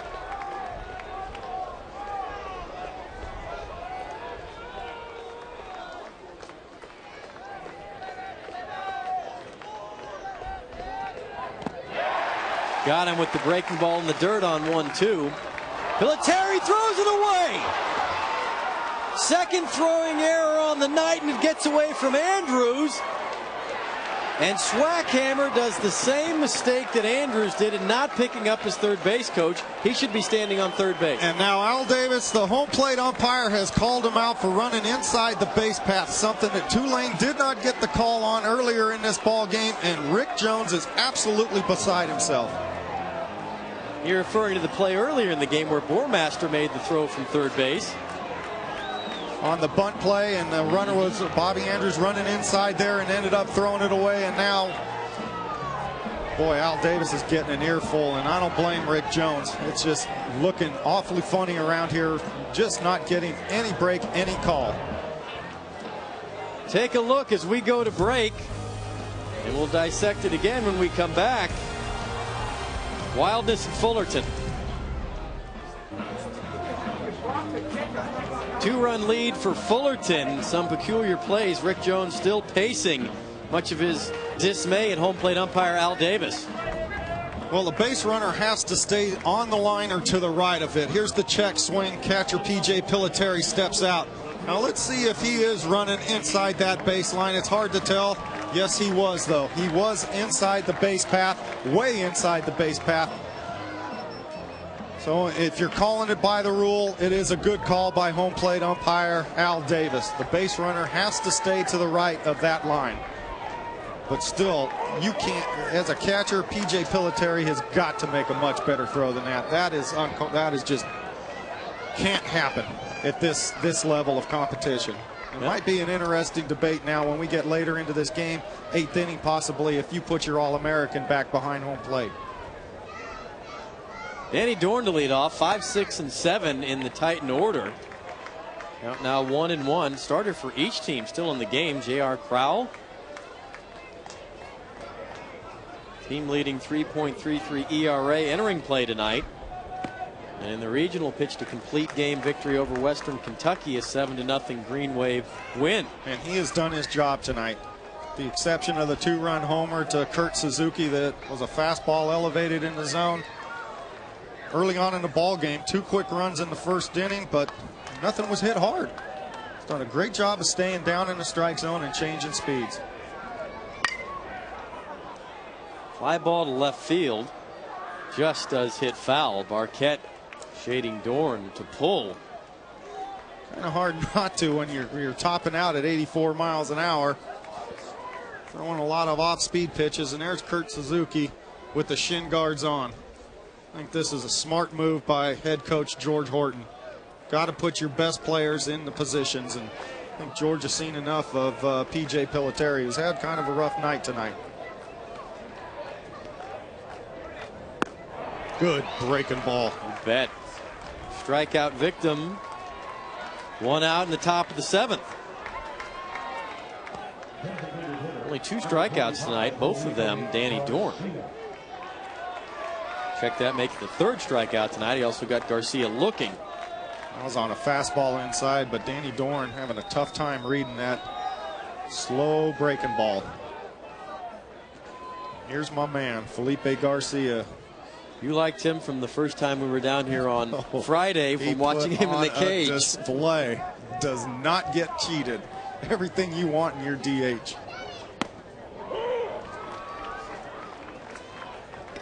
The first pitches that was in the strike zone that he hasn't wailed at. Tell you what, he's having a monster year for this ball club. Coach is just trying to calm him down in there a little bit. Give himself a little better chance to consistently put the barrel on the ball. Man, oh man, he was hitting some balls that got small in a hurry. There's the hitting coach, Rick Vanderhook, also the third base coach. Look out on the 1-1. That scatters people. Goodwin Field here on the campus of Cal State Fullerton. Another big crowd. They do love their Titans. Call it the Titan Nation. Beautiful ballpark. If they do make it to Omaha, you will see a lot of blue and orange. Tried that inside corner again. 2-2.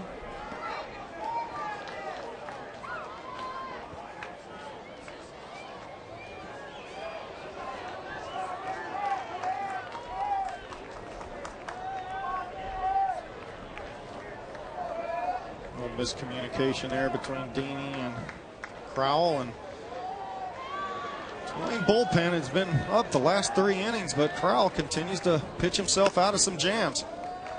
Misses with the breaking ball. Garcia from nearby Diamond Bar High School.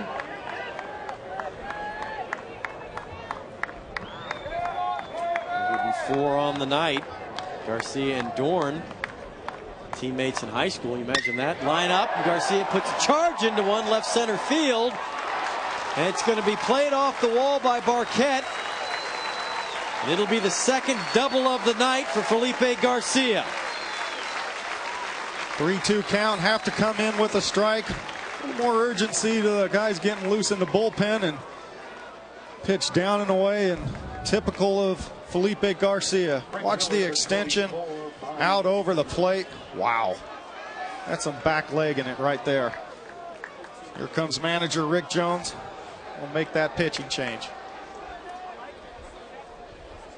Gutsy effort by J.R. Crowell. Outstanding effort. Very impressive with his pitching ability. Changing speeds and staying down.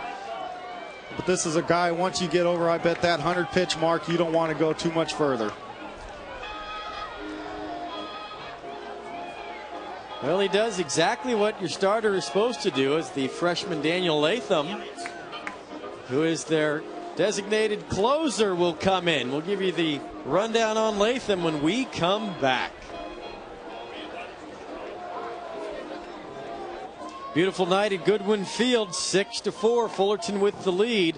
And they have chased J.R. Crowell, who is over 100 pitches.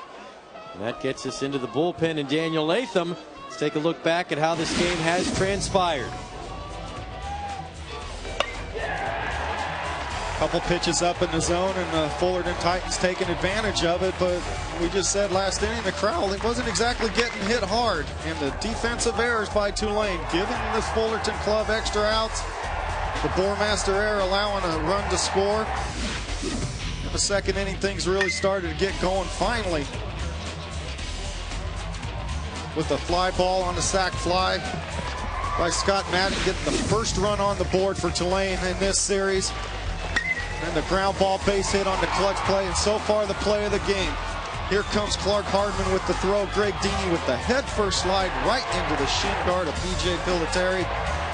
Showed that Deeney's hand was in there. Now Clark called him out. And then Clutch Kurt gets a ball up out over the plate, and that young man knows what to do with it. That's the difference in the ball game. Pinch hitter for the right fielder Bobby Andrews. Sergio Pedroza, who had one at bat last night. Sergio Pedroza, the guy that faces the right-handed batters. There you see Suzuki getting ready to come in at his normal position as catcher. Well, Daniel Latham, freshman, coming into a pretty tough situation right now. A big run on second base. Kevin Brown, similar arm motion, little sinking fastball, and a very, very good slider that he throws to right-handers. Leads the team with those 6 saves, and second in appearances with 26. Conference USA, all freshmen. Throwing more changeups. Back-to-back changeups, 2-1 count now. Good live arm, and there's J.R. Crowell. Tell you what, pretty doggone good job. 3 runs earned out of the 6.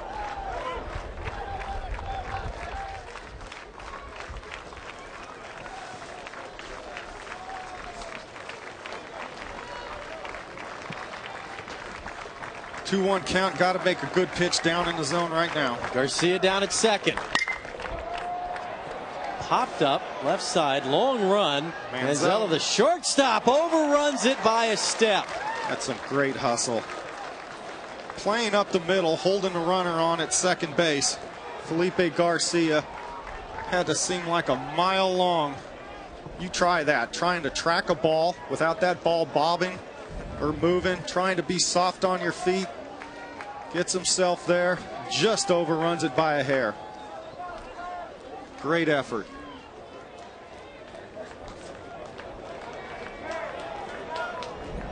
Rose able to stay alive. 2 balls, 2 strikes. Manzella fields it. Strong throw across the diamond for the second out of the inning. Garcia moves up 90 feet. Road to Omaha continues tomorrow night. Back here if necessary. Tulane and Fullerton, 7 o'clock Eastern. Right here on ESPN2, but Tulane trailing by a pair of runs here in the 7th. Clutch Kurt in the dugout. Go back to that catcher spot as Neil Walton is the batter. Good riding fastball from Lathan up in the zone.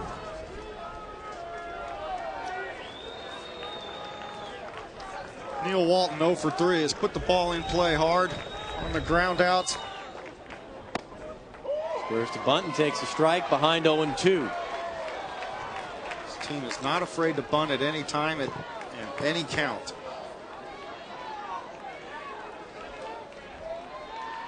That goes for Kurt Suzuki as well. He'll drop one down if that third baseman's playing real deep.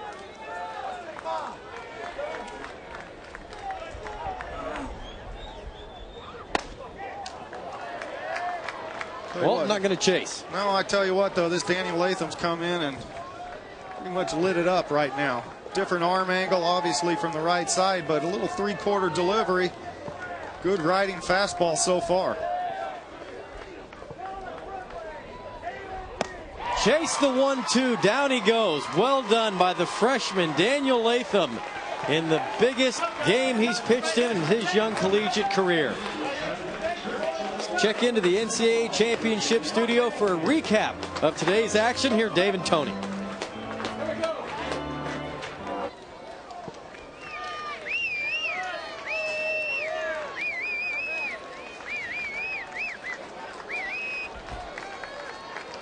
Thank you, guys. The youngsters out enjoying the night. Pedroza stays in right field, replacing Bobby Andrews. And Romero's last 2 innings been on fire. Piliteri and Suzuki switch spots. PJ goes back to first base, and Kurt behind the plate. So Cal State Fullerton shoring up their defense. Romero's last 2 innings of work, just 8 pitches in the 5th and 9 in the 6th. Almost to the point where he's a little tired, which might benefit him more, so he can overthrow and has to work a little bit more on location rather than velocity. Scott Madden had a really good night, the designated hitter. 7th full spot. 7, 8, and 9 in the lineup for the Tulane Green Wave. Scott Madden's had sacrifice fly and then a 0-2 count. Grounded a curveball up the middle on the play at home plate with Greg Deeney. Been in the middle of everything for a DH.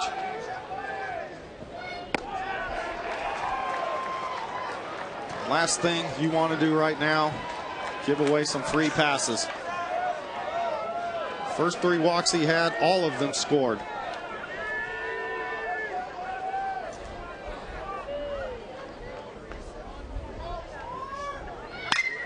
And he puts a charge into one to left field. All Dorn can do is watch it go. We've got a 1-run game.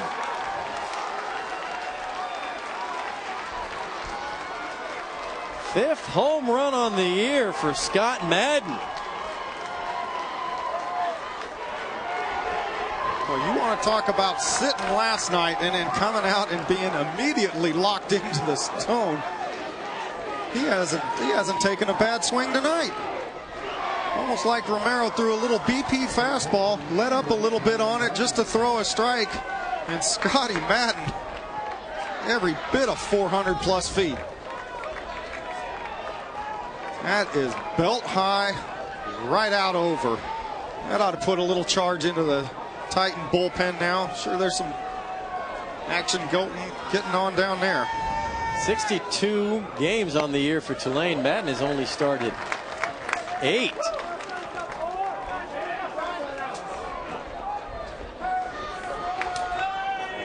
None bigger than number 5. Ryan Bormaster 0 for 2 tonight. Curveball. Scotty Madden, a junior catcher. Awfully hard to push the outstanding Greg Deeney out of the way, but making a name for himself tonight. Starting to hear a little bit from the Tulane faithful here in Fullerton.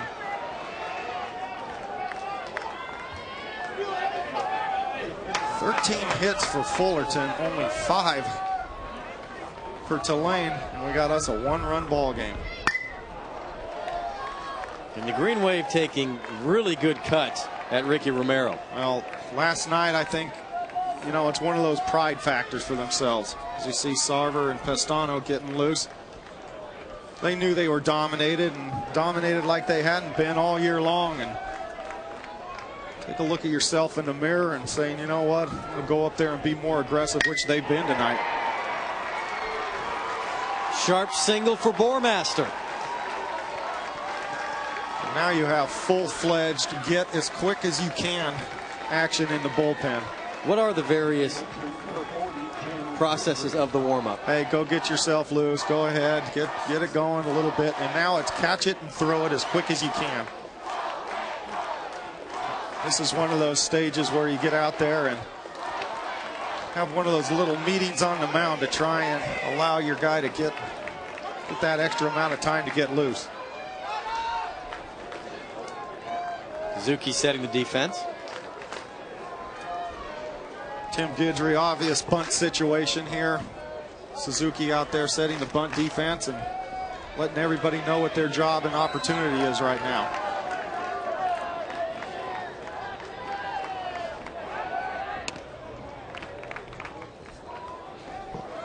Again, the depth that this Fullerton outfield plays at.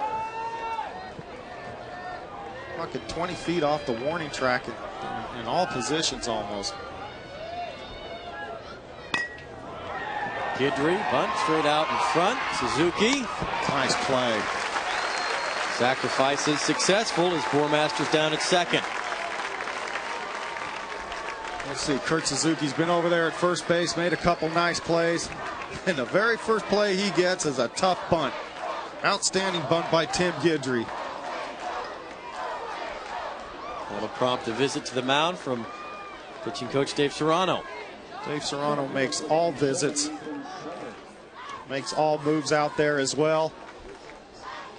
Back to the top of the order now. Nathan Southard, 0 for 3. Been aggressive swinging. I think early on, as wound up as Ricky Romero was, I think, you know, that saps your energy as much as throwing a lot of pitches. So he's low in his pitch count to a certain extent in the 90s, but you know, all that energy that's wasted from adrenaline just flowing through your veins, you know, has a bearing later on in the ball game. Here's a long delayed timeout. Home plate umpire Al Davis says, all right, boys, let's get back to playing ball. Monday night, Ahmad Rashad sits down with 4 athletes that have transcended their respective sport. Tiger Woods, Charles Barkley, Peyton Manning, Pete Sampras discuss the past, present, and future on the ESPN special, all exclusive with Ahmad Rashad, Monday at 7 Eastern on ESPN. For more information, log on to ESPN.com. A baseball player in there? Could have had a retired guy, couldn't you?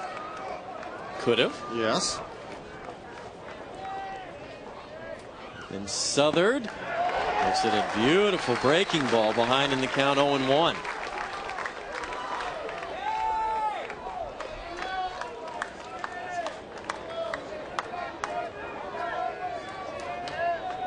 Tying run down at second base.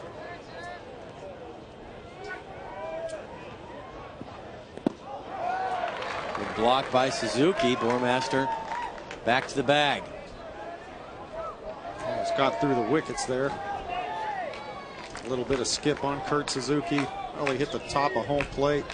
That's a tough pitch for catchers to block. If it hits the dirt, you know it's going to pop up. When it hits the rubber plate, that thing has a tendency to skip on you. 2-1. Ricky Romero's out there struggling right now. 3 pitches, fastball, a changeup, and a curveball. Throwing them all in this at-bat. Just trying to get an out in this situation, obviously. Just trying to throw everything he has to get it done. Pickoff attempt at second. Turner sneaking in. Bormaster will dive back as the ball popped out.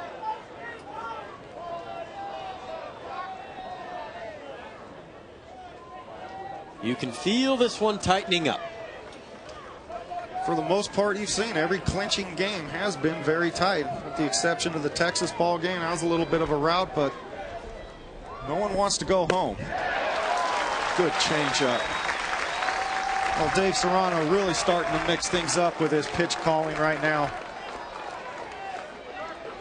Going at him with the fastball. Last couple fastballs that Ricky Romero has thrown, one's been hit about 450 feet and the other was a laser up the middle. 2-2. Popped it up.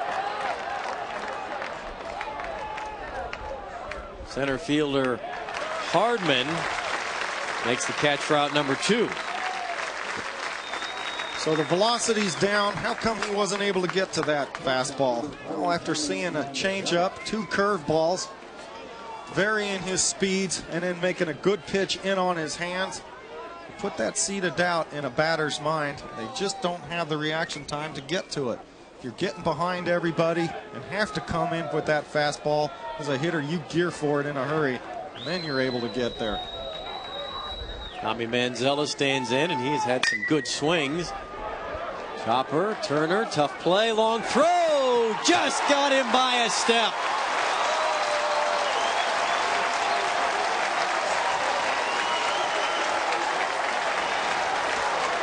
And again, Tulane does not get the benefit of the doubt. And Rick Jones is going to go out and have a word with first base umpire Tony Manners. Manzella with the chopper, Turner, tough throw.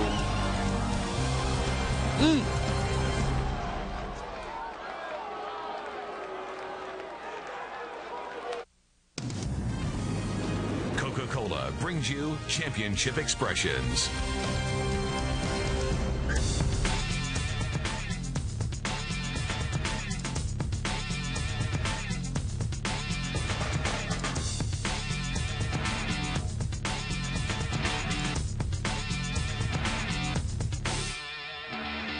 Coca-Cola, real.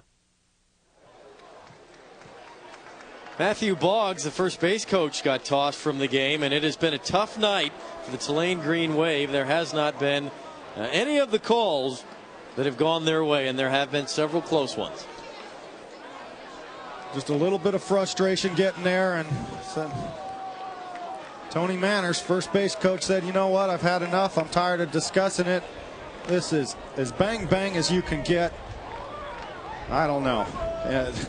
It's just uncanny that here's going to tell a little bit better situation. See if that foot gets there just ahead of the throw, which it looks like it does. To Tulane's credit, they're not using it as an excuse. They're continuing to battle. Tell you what, Fullerton needs to put a couple more runs on the board to feel comfortable in this ball game coming into the 8th inning. Ronnie Prettyman, the third baseman, and the number 9 batter, the second leadoff batter in the lineup, will do just that, lead off the 8th. Yeah, if you're a Fullerton fan, you definitely need a few more runs before you begin to feel comfortable, because the bullpen for the Titans has been anything but automatic this year.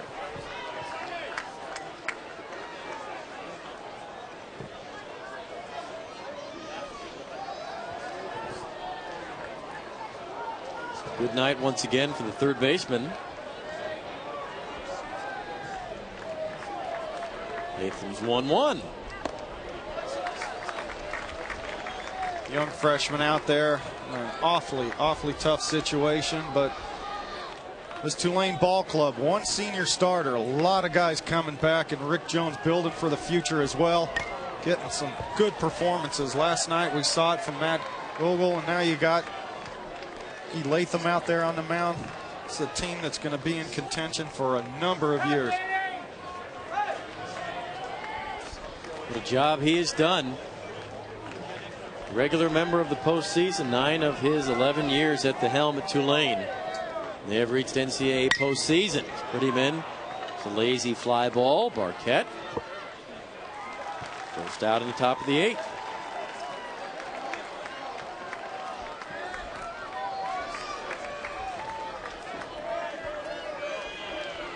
All these close calls, Rich, you know, it might be a motivating factor for this Tulane ball club if they do come back, see some of these calls replayed, how close they were.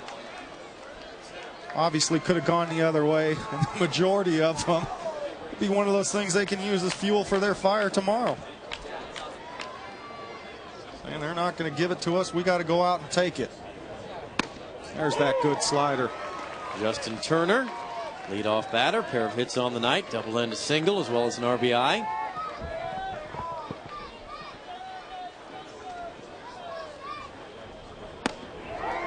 Way late.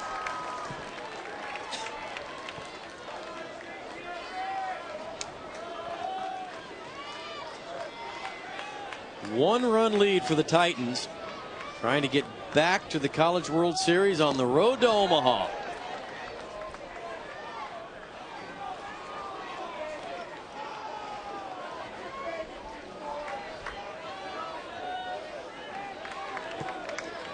And Turner continues to impress both at the plate and in the field. He has been spectacular at times tonight. Reaches out. Manzella charges and shows off his strong arm. Oh, man. I can't remember if that kid's had a simple little two-hopper to him. Everything has been, I need to show my range, I need to show my arm strength, slow rollers, choppers deep in the hole. He does have excellent range. 6'5" is what he's listed. And with that comes a few more errors, just because he's able to get to so many more balls. Some balls and has the confidence in his arm, and majority of them are from throwing. Clark Hardman, first pitch swinging. There's the easy one the from two-hopper. Manzella. There you go. Ask and you shall receive. Just check to the catcher, McFarland. We are through 7.5 at Fullerton. Green Wave trailing by 1.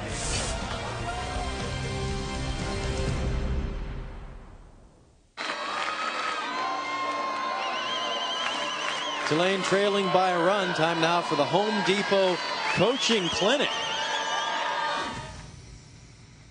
Catchers in today's game are more athletic than ever, and they need to be when it comes to blocking pitches. The two main ingredients when it comes to blocking a ball in the dirt is anticipation and then reaction. After crashing down into the dirt, it's the job of the catcher to absorb the ball, allow the ball to hit the tools of ignorance, as they call them, the chest protector. Not rigid, but soft. Absorb the ball, covering up the 5-hole with the bare hand protected, funneling the ball at any angle back towards the middle of the field. A little more comfortable position for P.J. Piliteri. Well, as Ricky Romero's personal catcher, you get that tough breaking ball down in the dirt, and he made some good blocks, but now you have your stud in there, Johnny Bench Award finalist Kurt Suzuki, and Ricky Romero is sent back out now for the 8th inning. Bottom of the 8th, 3, 4, and 5. Green Wave's best chance, one would think, to tie this up. Matt Barquette, followed by Bogusevic and Greg Deeney. So does this tell you anything about Cal State Fullerton's bullpen or the confidence George Horton has in one of his horses? I think it tells me a whole lot about the bullpen. Getting up there in pitch count, starting to rely more and more on his off-speed pitches. 102 pitches, and all 3 of those walks have scored.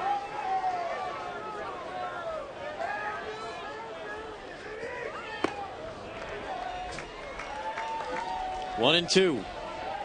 I'd like to say you get through this inning that the bottom of the order hasn't done much for Tulane, but they have, especially the DH Scotty Madden. Put a charge in a couple balls, and Bourmaster with a solid single his last time up. Like to see something get started here. Barquette protecting. He closed the gap to within a run in his last at-bat. I'm going to talk about some pop. Romero sitting there pointing that this is a fly ball to the opposite field, but man, did that thing carry. 1-2. Well, one of those little shark bites that a catcher has to deal with. A little foul ball off the foot.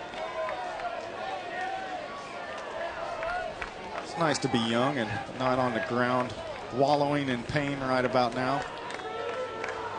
We're happy to have you upstairs with us.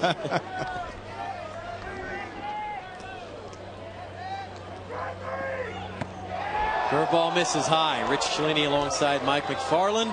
Happy you're with us. 1-run game here in the 8th.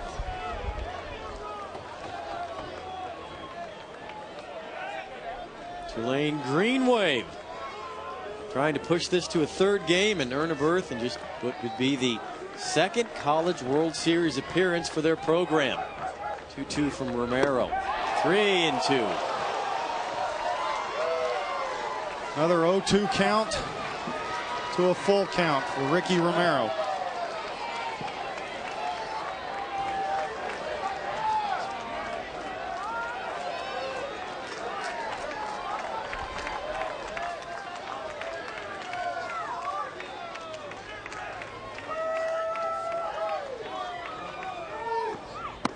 Got him. Clutch up with a fastball.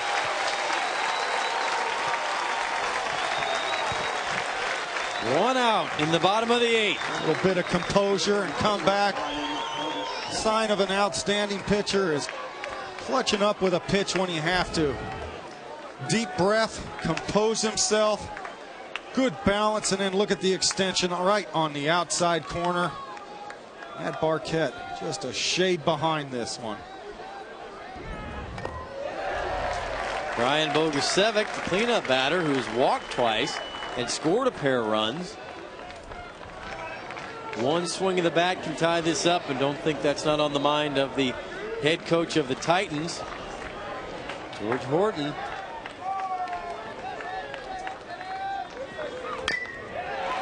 Now it's 0-2. Dave Serrano going to his strength right now. What's working for my pitcher? Well, the fastball's been getting tattooed lately because I've been going to it early. Now all of a sudden you're seeing a lot more off-speed pitches early in the count. To Romero's credit, he's throwing them for a strike.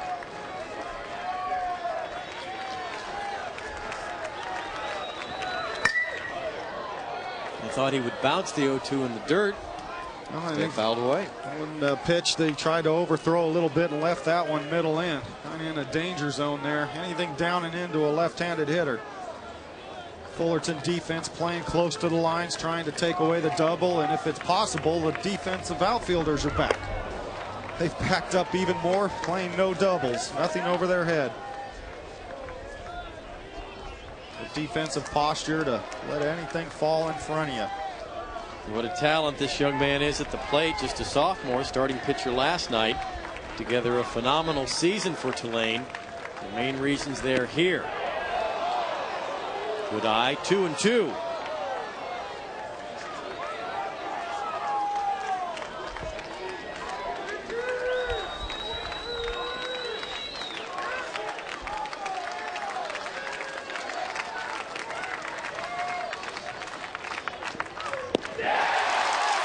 Strikeout number 2 in the inning.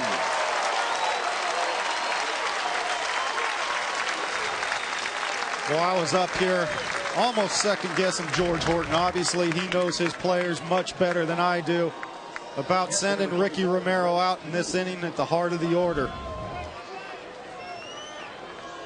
Awfully hard to look at an individual and see the size of a kid's heart, but man, is he clutching up right now.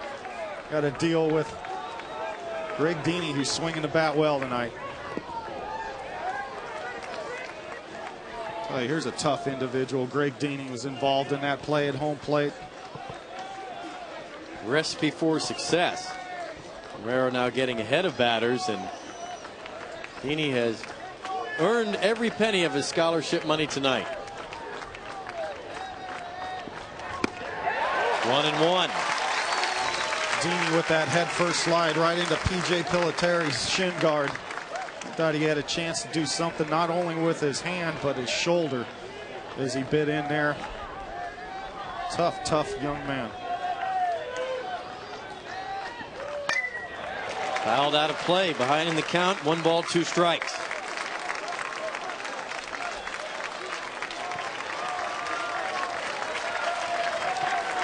And this home crowd at Goodwin Field now climbing into it.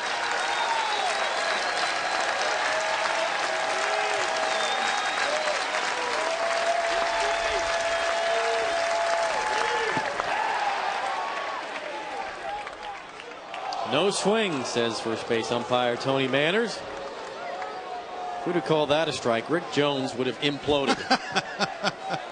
Oh, good block by Kurt Suzuki. Great location on that 1-2 pitch.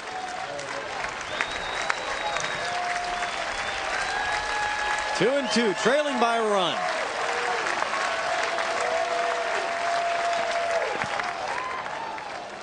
Another breaking ball down. Just seems that this Green Wave Ball Club tonight seeing the ball much better. Obviously, Jason Windsor with a phenomenal outing last night, but everything Rick Jones said about his club, will not quit, will not roll over, true to form tonight. Rogosevic drive into left field. Dorn makes the catch.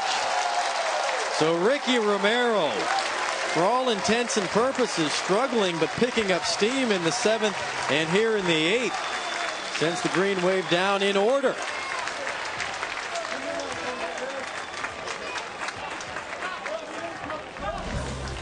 We go to the 9th inning. Fullerton looks to extend their lead and advance to Omaha.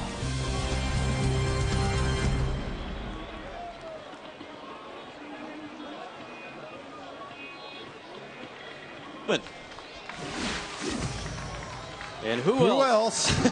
Clutch Kurt. One of the few balls elevated by J.R. Crowell.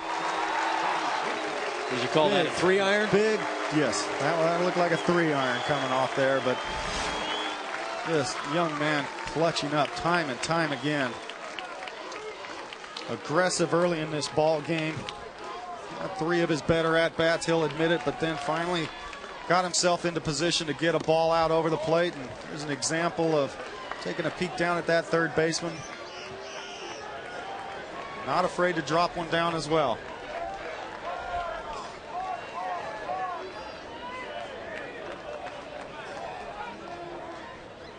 Latham not adverse to pressure situations.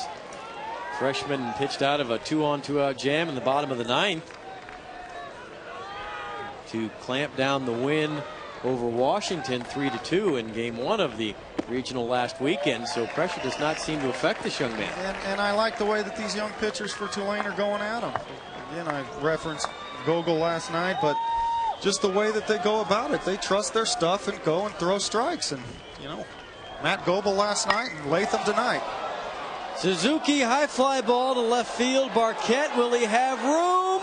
It's off the top of the wall. Suzuki is going to round second and look for his second triple in as many nights, and he'll have it standing up. Unbelievable.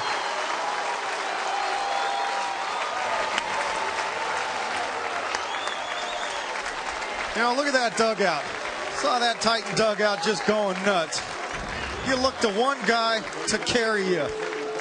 Kurt Suzuki is not afraid to say, jump on my back, boys. Whatever it takes, I'll get it done. We need an insurance run. Well, I'm going to put a charge in one. A foot away from going out. 4th triple on the season for Suzuki. Run too bad for it. That'll change once he gets to pro ball. Running like a catcher. His legs will get worn down a little bit. Fullerton with the chance to stretch out the lead, and the Titan faithful starting to really feel it, a buzz in the stadium. It's a huge, huge opportunity for the Titans to get a big insurance run right now. Infield in, has to cut the runner down at home plate.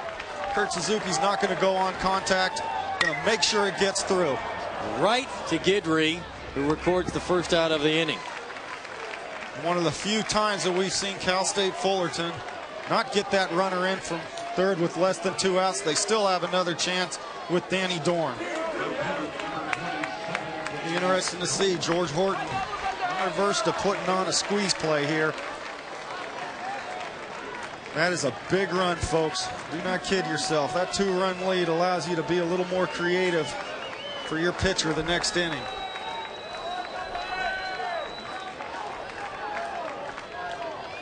First pitch to Dorn is ball 1. Now, as a pitcher and a catcher, you have to approach it that's the difference, going to be the difference in the ball game. You don't mind if you walk Danny Dorn to set up a double play. So you're not going to give Danny Dorn, you should give Danny Dorn anything good to hit here. Latham with 2 good fastballs on the outside corner. This is where youth and inexperience comes into play as a batter. You're hungry, you want to get this run in, but you have to understand the situation at hand. 1-1. 2-1.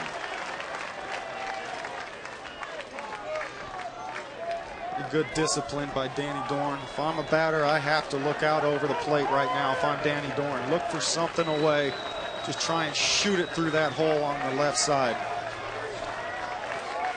Felipe Garcia just over Dorn's shoulder, the designated hitter who was the star last night. Fouled straight back. And that was his pitch. All you ask for is one pitch in the situation, and that was it. There's Garcia, 3 for 4 last night, and a pair of doubles tonight.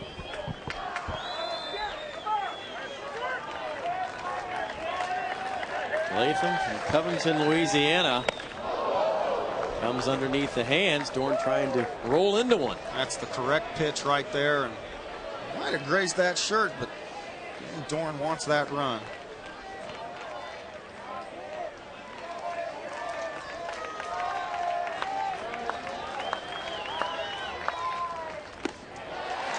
Again, well pitched. No harm done right there. Not a bad at-bat by Danny Dorn.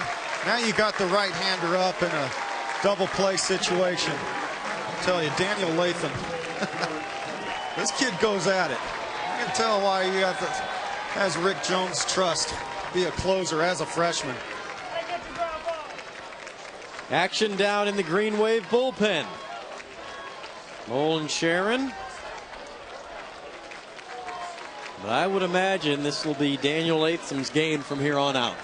Why not? Kid's done his part. Now you have the free swing or the aggressive style of Felipe Garcia. Try and stay in on his hands to get that double play ball or sweep that slider, trying to get him to roll over. 1-0. Again, even though the open base is at second base, you still have another base open in this situation. You try and push this as far as you can. That was a borderline balk right there. Woo. You have to make an effort to step a little more aggressively than Daniel Latham did right there to third base. And that's not the way you want to give You want Fullerton to talk about number 7. Rick Jones going ballistic. He calls that one a balk. Chased it. 1-1. Exactly right. Stay out of the zone with this guy. Don't give him a ball that he can handle. Fullerton looking to extend their lead.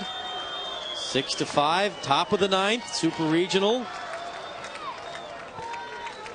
Leading the series 1-0. Rich Tulane, Mike McFarland.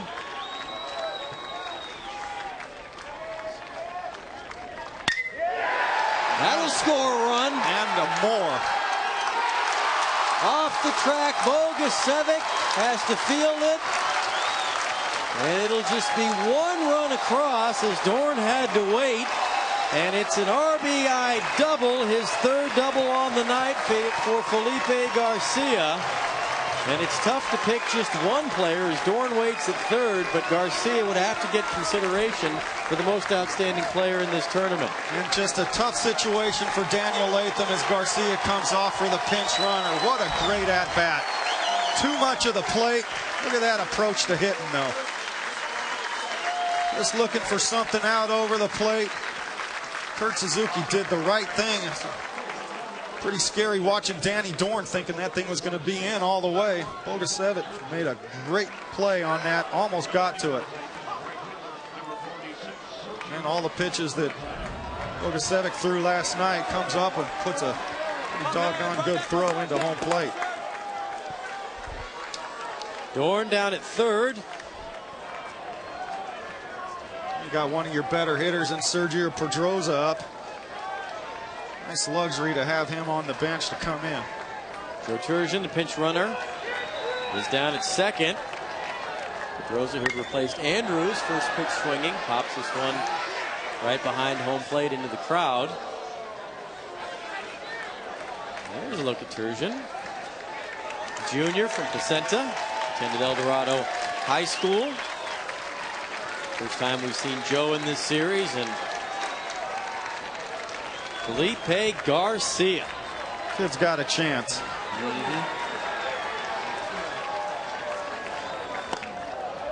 Fullerton up by 2, looking for more.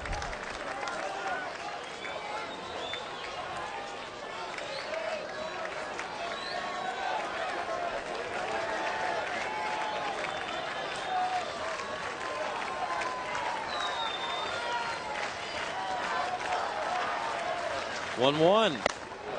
Chased it. 1-2. All set up from the changeup, the pitch before by Daniel Latham. Nice free motion on this kid. You know, going back to Felipe Garcia, that pitch was not a strike. That was up and off the plate. The plate coverage that that young man has. He had to drive it off the base of the wall the other way.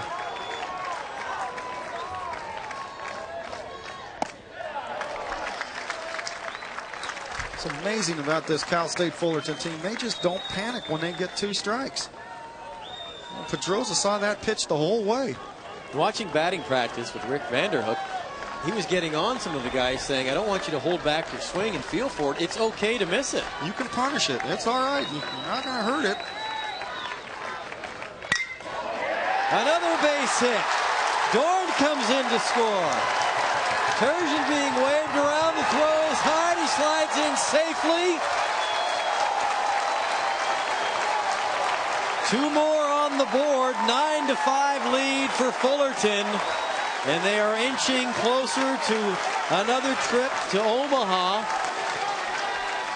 Looking for back-to-back appearances for the first time since '94 and '95. Just a tough situation because this is a good changeup, and you just, with the infield in, anything high, Going to score the run. The chopper. Tough job that Daniel Latham was put in. Bogusevic with a strong throw. Look at that arm. That was a fastball. Oh, 93 on the gun.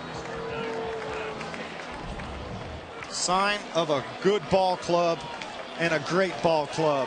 2-strike RBIs and getting runners in from third with less than 2 outs. Joey Sharon is going to come in. We'll tell you about his numbers when we come back. Well, Fullerton getting ever closer on this road to Omaha. 9-5. They have broke it open here in the ninth. Just a job, Kurt Suzuki. We need an extra run.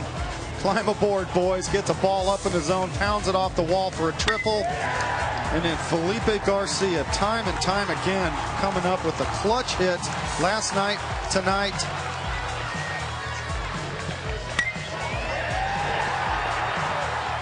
Base hit right there by Pedroza on a drawn-in infield. Great situational hitting from this ball club. Man. Felipe Garcia. Joey Sharon, senior from Tallahassee, Florida. He's had quite a career as a member of the Green Wave. Good opportunity to get a senior ball player into this game right now. Still has a job to do. Still only 1 out.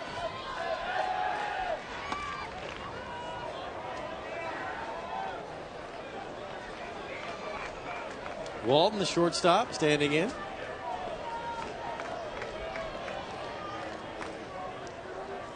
Brandon Tripp is a pinch runner down at first for Fullerton. And they throw it away. Well, that's a familiar sight. And Tripp's going to turn second and head for third and make it. That's one I think you have to put on Wes Swackhammer. Slow, deliberate move to first base and off the glove of Swackhammer. Take another look here. You see the move. I might have to take that back. A little two-seamer that went down and away. A natural movement of a left-handed pitcher. Tried to get it down a little too quick rather than catching the ball first. Now you have head coach Rick Jones out there asking if only one base should be allowed because it hit a gate down there.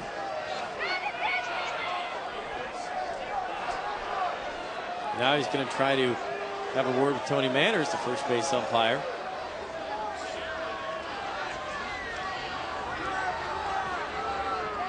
They're going to score an error on the first baseman, Swackhammer.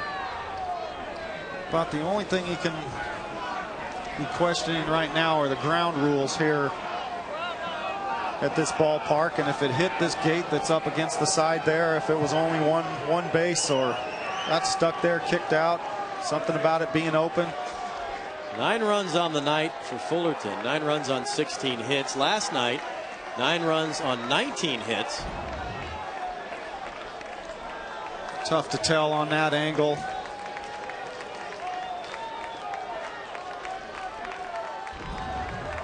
Rick Jones just situation right now. Nothing has gone Tulane Green Wave way tonight. All of the things that could go either way have gone the way, and the squeeze play is on. And Walton's going to beat it out as well. 10-5. And that is just George Horton aggressive baseball. Pedroza getting pounded on the helmet as he comes in, and execution. You ask your players to get the job done, and time again they've done it. Pitch in the zone, wait there, bunt it past the pitcher. Not only do you get an RBI, you get yourself a base hit.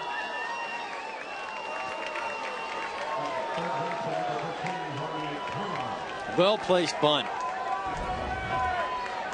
Third baseman Prettyman. He squares to bunt and pops it off the screen. Well, You know, in Fullerton's defense, they've dropped a lot of bunts down, and I can't really remember if Tulane has fielded one and gotten an out on it. The ability to get it down in the correct spot. You haven't seen a hard bunt.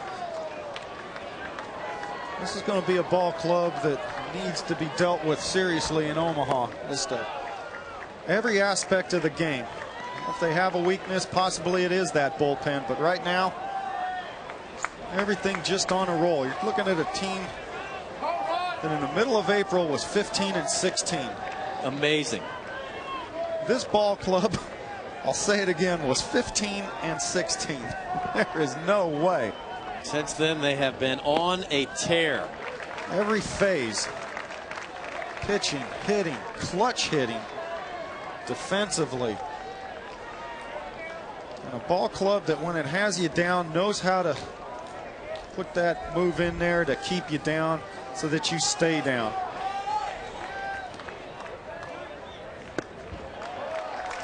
Their first round opponent in Omaha will be South Carolina. As we look forward, the road to Omaha, we have 7 of the 8 slots filled. Last bus pulling in will be the Cal State Fullerton Titans. South Carolina with the All-American catcher as well. You're going to see an exhibition between those two. Both picks of the Oakland Athletics. Keep Billy Bean's interest a little bit. Go down there and check out his boys. Landon Powell continues to impress, the South Carolina catcher. And Suzuki. Yeah, I got my first look at that young man today. Every bit as billed as advertised as well. 3-2 lifted left side, long run. Barquette. What a play. Wow. What a play. And now looking to double off. Walton unable to do it.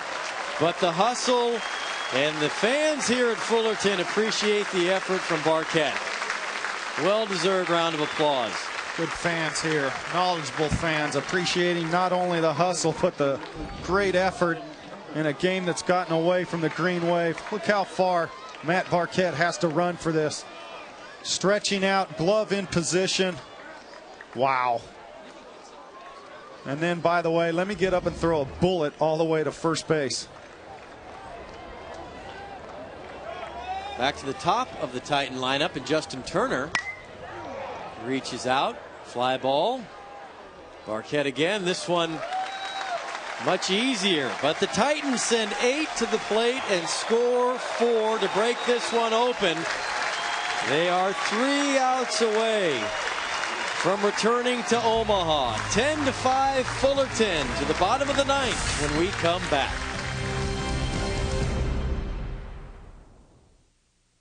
NCAA Championships on ESPN2. The Road to Omaha is brought to you by Konica Minolta.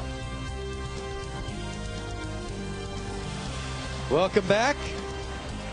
And that the list of retired numbers who have led this Fullerton program to Omaha 13 times. Dante Powell, Phil Nevin, Mark Kotze. Great players and a great tradition. And there's a look at the list that you will find in Omaha. Texas, South Carolina, Miami, Arkansas, Georgia, Arizona, number 3 seed, LSU, and Fullerton if they can get 3 more outs. I want to remind you, and classic, be sure to watch ESPN2 tomorrow. The game that was played today starting at 1 o'clock, Long Beach State, Arizona. First game 3 decided in extra innings in the history of the Super Regional. If you missed it today, ESPN2 will replay it tomorrow beginning at 1. Swackhammer standing in. Ricky Romero on the mound. Actually, pinch hitter Joe Holland stepping in. Getting the right-handed bat, trying to get something started.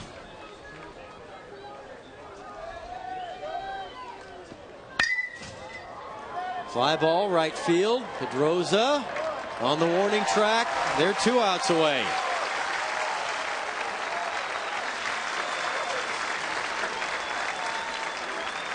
Cal State Fullerton heading to Omaha, but this Tulane Green Wave Ball Club Rick Jones has done a phenomenal job with them, and they're going to be a ball club that you need to look at next year. One senior starter is all.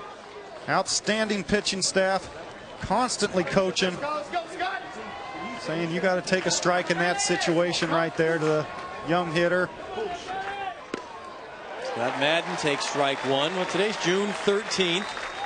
It will be Fullerton's 13th appearance in the College World Series. And they've been to the postseason for 13 straight years, so lucky 13 for the Titans.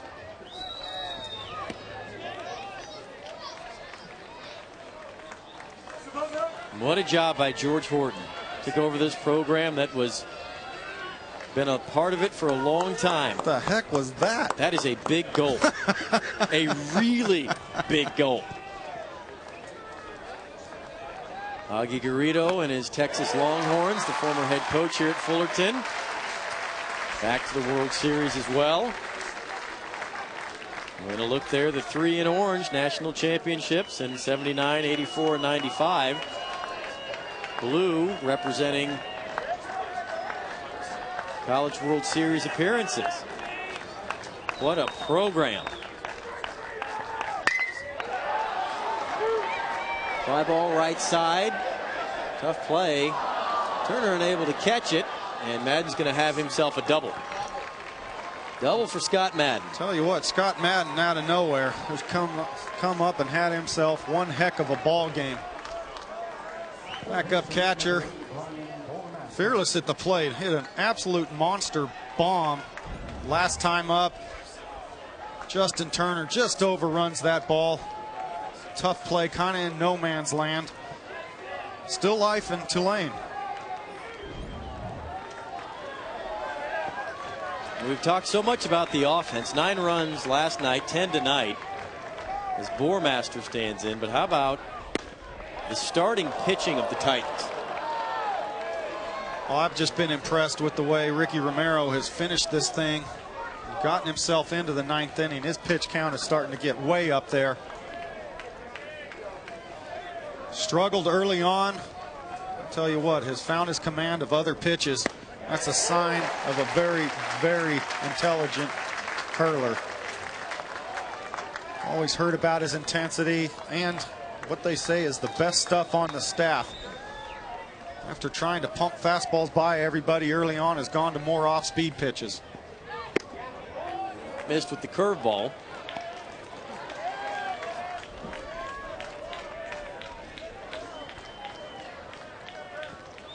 Two outs away from a spot in the College World Series.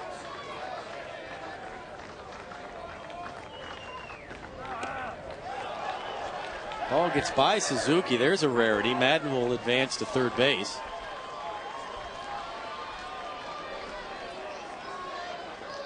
What you don't want to do is finish this game up sloppy. You want to allow Ricky Romero to finish this thing off without him finishing up with about 130 pitches. Well, there he is, 130 with how about 150? 130 pitches.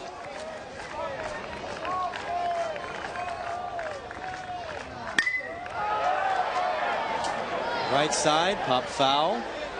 Military and Turner. Neither make a play. Ricky Romero's going, my goodness, boys. Help me out.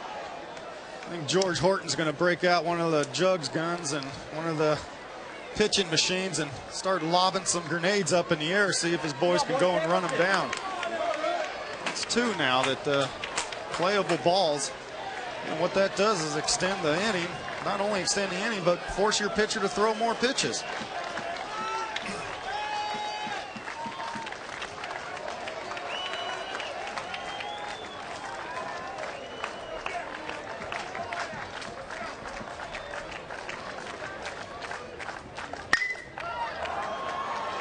High fly ball. Right field, Pedroza. Madden will tag and bring across the 6th run for Tulane. Cosmetic score.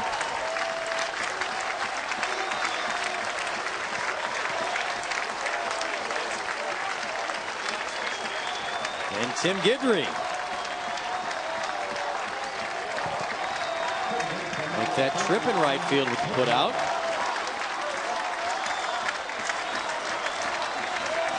There's the guy that set the tone last night, Jason Windsor. Phenomenal outing. This guy up to the challenge. Tougher game for him, quite honestly. Knowing that this is the clincher. This is his game to win. Faith of George Horton saying, you know what, for all you've done for us this year, all you meant to this team, this is your game to finish. I want you out there on the mound when we clinch ourselves a trip to Omaha. 1-1. It bears repeating. If you look at Horton, that Windsor now has 5 big game wins. Won the opener of the Regional, Super Regional, and World Series last year, and wins the opener of the Regional and Super Regional this year. And he'll get the ball when Fullerton arrives in Omaha. Guidry, it's a foul ball on the right field side.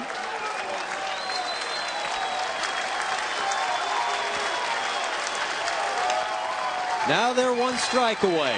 This Titan Nation will be well represented in Omaha next week.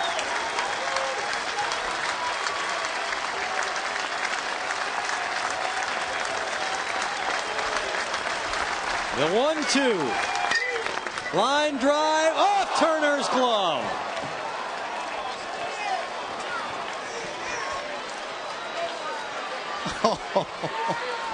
This place was about to erupt. You had about 15 people bolting out of that dugout.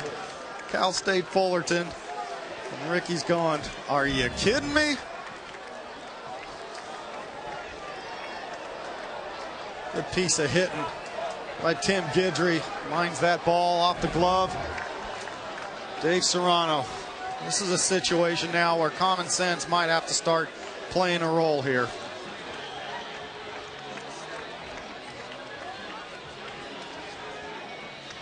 Yes, the young man has a week off.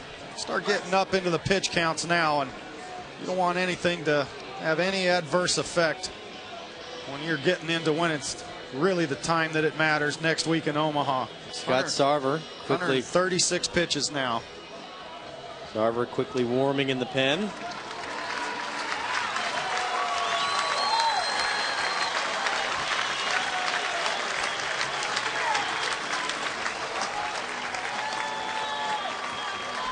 Nathan Southard due up.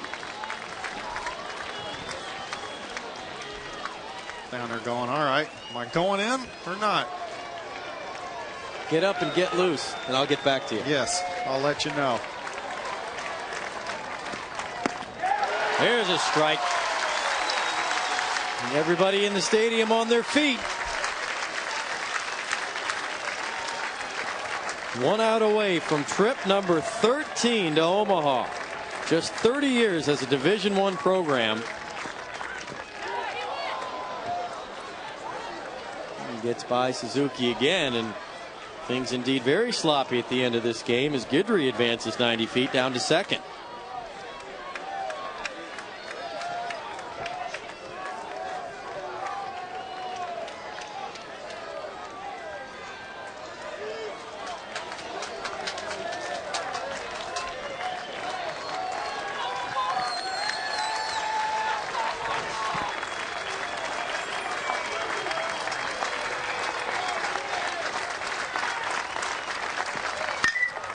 Up the middle, that'll score another run.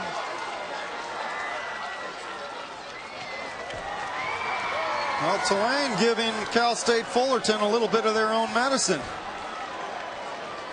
Giving extra outs to the Green Wave, and they're taking advantage of it. And all of a sudden, one base runner away from having the tie-in run at home plate.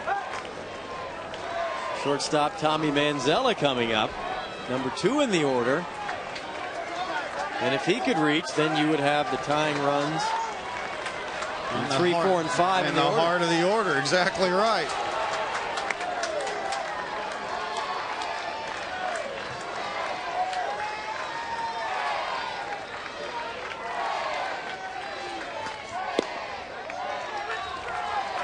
One and 0.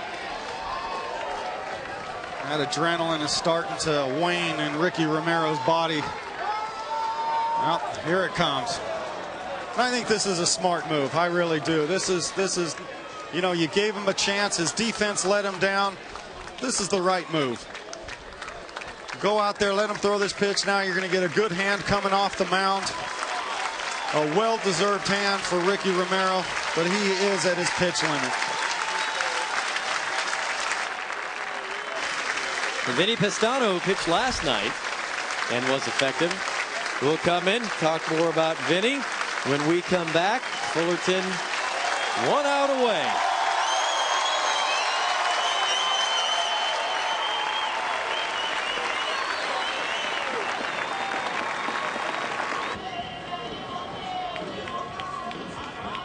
(10-5) to start this inning. Tulane has pushed 2 across to make it a 3-run game.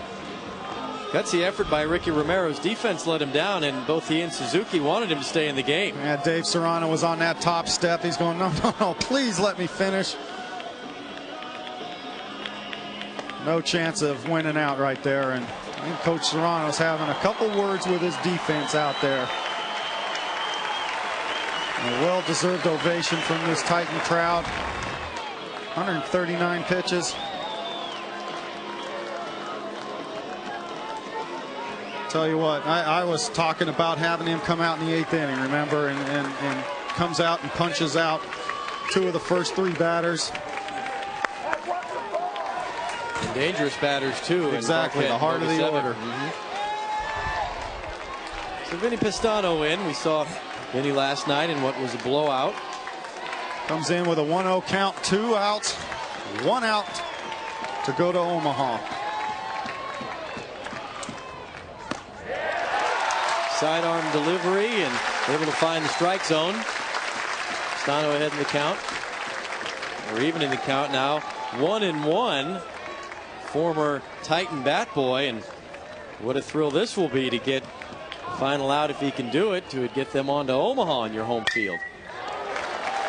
Gilla fouls it away. Now they're 1 strike away. And this crowd is just dying to celebrate. They want to see a dog pile on the pitcher's mound.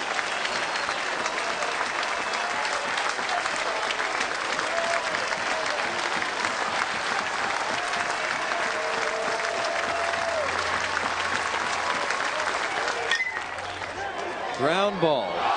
Walton can't make the play.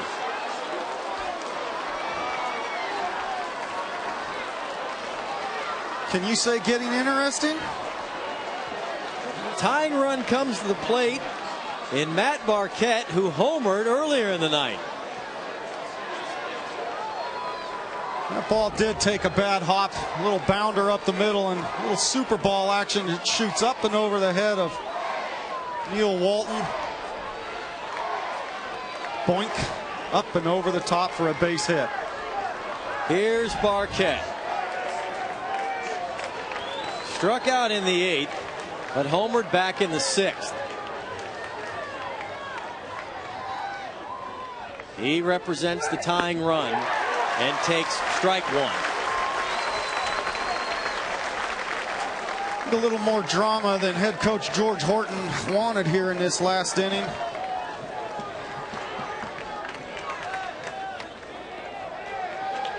Southard at second, Manzella down at first.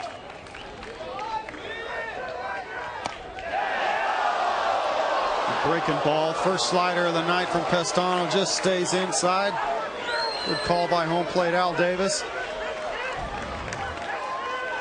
Just backs up and stays in there. Kurt Suzuki trying to frame that, bring it into the plate area.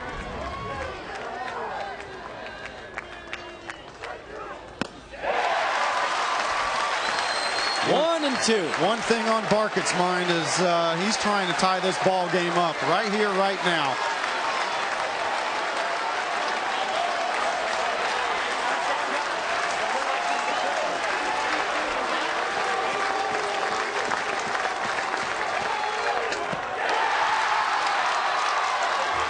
Ball is dropped by Suzuki, and now Fullerton can celebrate.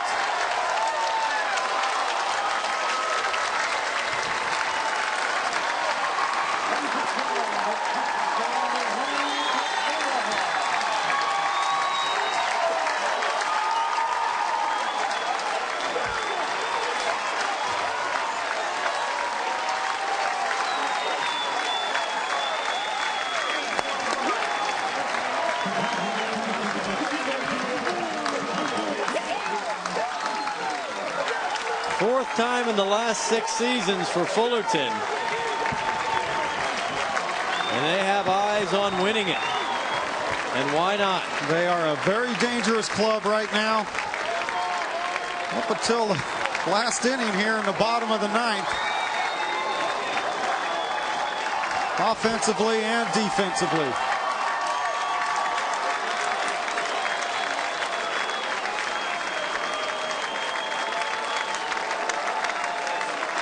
George Horton, the head coach.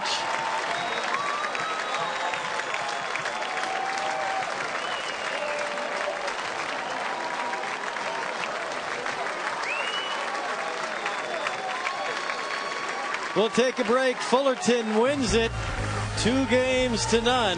Back with final thoughts in a moment.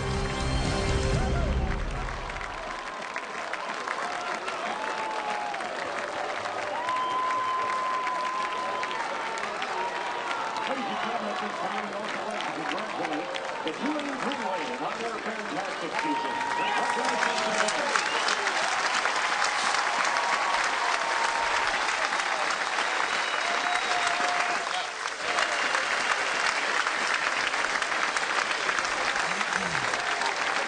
Is up front for the Titans, 10 runs, 17 hits, 1 error for Tulane, 7 runs, 10 hits, 4 errors. The winning pitcher for the Titans on our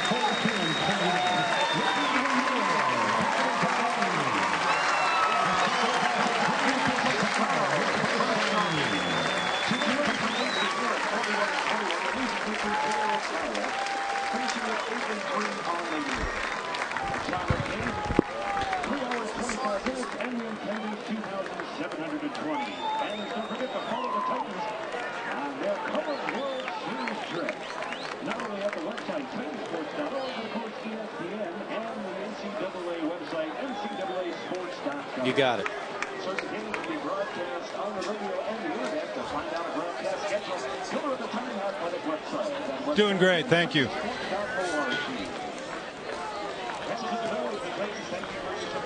Yeah, you want me to turn around? There you go. You got it. Is that the camera that's going to make me look the skinniest?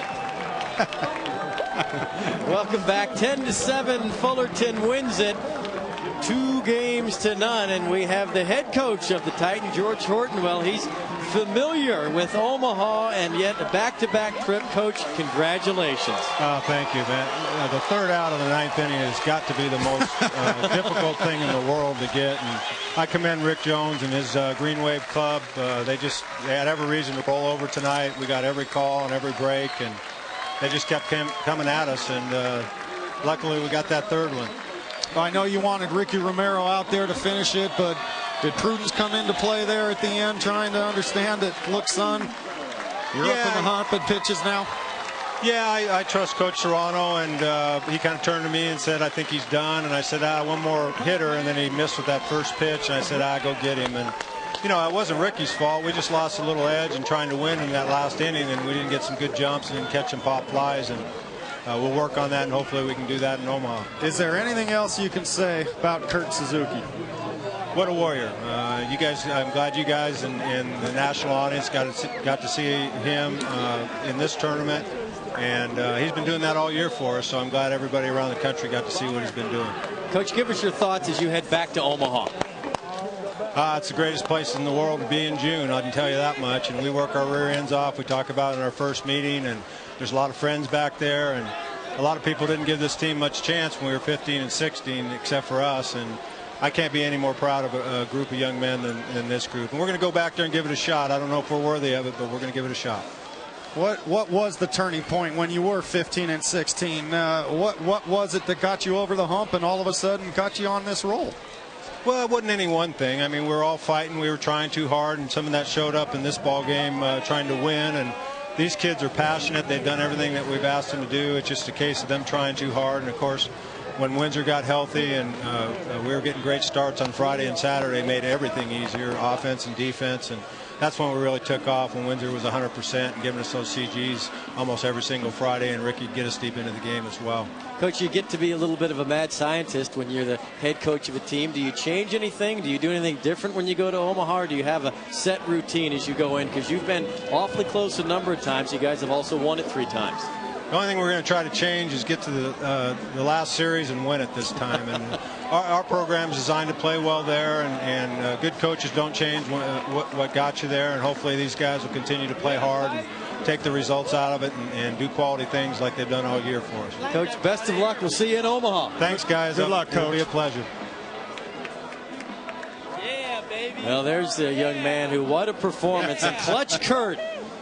Smiles all around, and why not? The young man who's a native of Maui here started tonight. Ricky Romero, final 10-7, and what a series this was. I tell you what, impressive up and down the lineup, this Fullerton ball club, and Jason Windsor, you get him on a roll, look out. This is a team that's dangerous. This has been a presentation of ESPN, worldwide leader in sports. For more information, log on to ESPN.com.